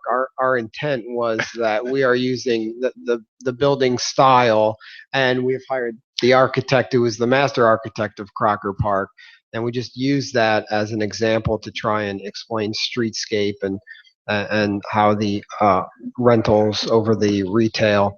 So we'll try to curb the use of Crocker Park in the rest of our presentations going forward. Thank you, Jeff. You can describe it, so it's like we were Trying to give people a visual or of do us. people freak out. Right. Okay, anybody else in the audience? That's 300 acres. Bob Leach, you've got 20 seconds. Thank you. Better Time's known up. as Councilman Bob for 26 years. Anyhow, in 1980, when I was first elected on council, residents like this gentleman over here, the people in Ward 1 were very strong against any kind of commercial development. The mood has changed dramatically over the years. You haven't been here that long, but it has. My people down there, as Tony knows, have changed their opinion, and a lot of people have died off who were part of the RASH group. Jerry, you remember that, I'm sure. Yeah, you're still here. Okay. I'm still here. You're still here? Yeah, okay. However, things have changed over the year. I think this is probably one of the most exciting things the city has ever done.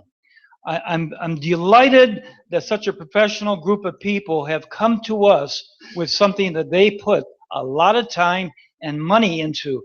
And I'm also very happy to hear from my good friend Bill Mason over here that there's something else happening. You got to remember that back land is going to be perfectly wasted otherwise. Their development, I think, is fantastic.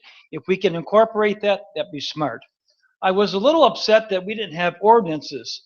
I have asked my councilman, Tony, over there, for a copy last week, and I studied it for a couple of days, and I have some major questions on that ordinance. I referee 5 major high school varsity sports. I'm very familiar with the rules, and whoever makes the rules usually has the advantage, okay?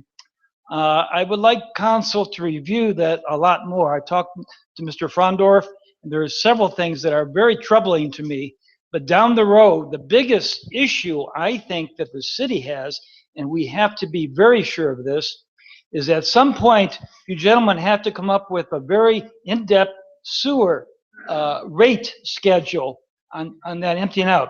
I'm afraid, I don't think we have enough right now on the north side to accept that. That's my opinion. It's been years, it's been like 30 years since we went over that stuff, but that has to be looked at very, very clearly. Otherwise, we're going to have major, major problems. And that's my biggest thing. But I thank you very much for coming in, and I look forward to working with council and you people. If I could help in any way, I'll be more than happy to. Thank you very much. Thanks for your time. Anybody else in the audience? They'll bore you on sewers all day long. I can't take any more. All right. Anybody else in the audience? Yes, sir. Ken Morensky, resident.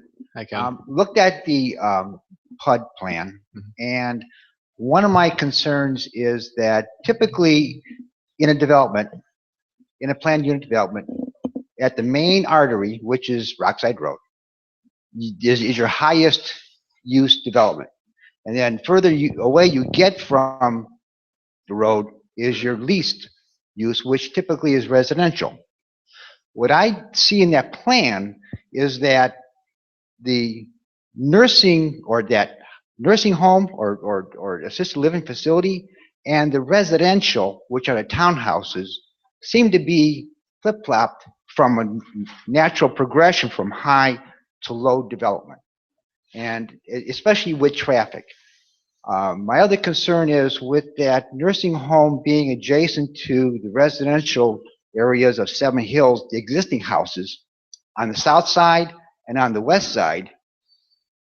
I think that, first of all, they're not single-story buildings, number one. Number two, they're going to have commercial-sized parking lots, which means you're going to have light pollution from those parking lots bleeding over into the residential districts. That's why I think the housing, the townhouses, should be used as a buffer between the existing residential property lines and the interior part of the PUD. Jeff, would you like to comment? I would yeah, I think all three of us have some experience. Certainly Bialowski's got experience So, in that. well, let me start first by saying that we, well, I was on the phone, but some of us had an initial meeting with some of the residents there in that neighborhood on Ruth Drive, and they've submitted a list of questions for us, which we're in the process of providing them answers, and then want to have another sit-down meeting with them at that point to address these exact same things. They had the same concerns, and now I'll let these two talk. I think in principle, I agree with that planning principle. However, on this site, because the way the grading works, it's not possible to put the senior living buildings on the part of the site where the townhouses are, because there's topography is so much that you can't get a big long flat floor plate like you need for that. So let me finish, please. So that's the reason why the attached townhomes are there, because those are broken up into little buildings, if you will, and it's much easier to fit those on the grade and let them march up and down the hills the way they are. And then as far as the planning of the senior housing, if you look at the plan, the buildings that are closest to the residential are one-story buildings, and then they step up to the three-story buildings, which are, you know, a story higher than a two-story house. So there's the buffer there. So the sight line will be such that you're not likely really to see that or perceive it. Plus, there's a nice buffer, natural buffer there. There's an existing stream that we're keeping and all that. And the parking is on the other side of the building. So the buildings create a nice buffer between the parking lot and the residential properties. And we also, as Jeff was alluding to, the meetings that he had, there were some concerns about the lighting, which we've addressed, which will be low-scale light fixtures. We're not going to have, you know, your Walmart 30-foot pole, 35-foot poles in that parking lot, and all of the fixtures and pretty much any site lighting fixture you buy anymore are very well designed with nice cutoffs, so you never see the glare from the light source. The problem with commercial lighting in any parking lot, even if you get the lights that shine down, you always get the refraction from either the surfaces or other objects that light bounces off of, or if you have a night when it's hazy, that light just bleeds everywhere. And what I'm saying is that I'm looking for the council to take into account those residences that would be basically up against that commercial, which a nursing house is, that commercial business. The townhouses should be used as a buffer between the existing residential and that nursing. May I ask where you live? Maybe Drive. Meadviews. Okay, so you're not right on Ruth. Okay. But I'm talking from an architectural standpoint. Okay. I'm an architect. Okay. I've worked in firms like Bowen Associates and the Baker Associates. I was the architect for Genesis. Oh, okay. I was also the architect for 4141 Rockside. Uh-huh. So I understand the concerns, and you can go into, like, for instance, the 4141 Rockside parking lot. You drive by that, you will see that even though those lights shine directly down, this the refraction off the surface, and then the object that the light hits on its way down, Jeff, that bounces over. Jeff, would you mention what you told the residents on Ruth about the light? The lighting, was it you or you? I can't remember. No, it was me, but it's full cutoff fixtures, but you also have to go for an inspection where an engineer comes out with a light meter prior to even getting your CO and making sure that your light isn't spilling over onto other people's property lines. And I think that's what Paul was alluding to. Yeah. Also, there are lighting standards, you probably heard dark sky standards, and that's incorporated right now in the DOD Okay. lighting. There's a design standard that you folks will. I hear Aaron was an attendant, so I know that the city planning. All I'm saying is that, the city council and planning commission needs to be cognizant of the potential of how it's going to affect that adjacent existing residential property. I mean, you're not here to protect 99.9% of the residents in the city. You're here to represent 100%. In other words, for example, a nursing home that was put up on Rockside Road. I'm sure those 7 houses on the north side of old Rockside Road, they're not too happy. I'm sure their housing price or their housing values not drop. So what I'm saying is that when you look at this plan, if they have to work a little harder to make this PUD work, they need to work a little harder on the design. Okay. We agree. Thank you. Thank you. Anybody further before we close this out? I just want to wrap up by saying thank you to everybody that's involved in this. I think this is a great first step to get this whole project moving. And I look forward to continuing this with every party involved. So I will make a motion with council to adjourn caucus. All in favor? Aye. Meeting is adjourned.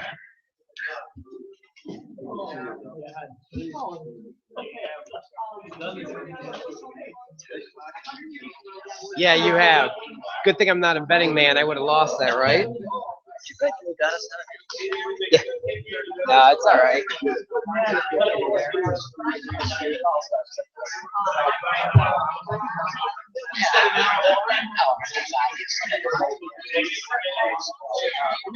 My understanding is HUD. You want to take this? Yeah, if I could. That'd be wonderful. Yeah, are we including Crossview, Rockside? This is no.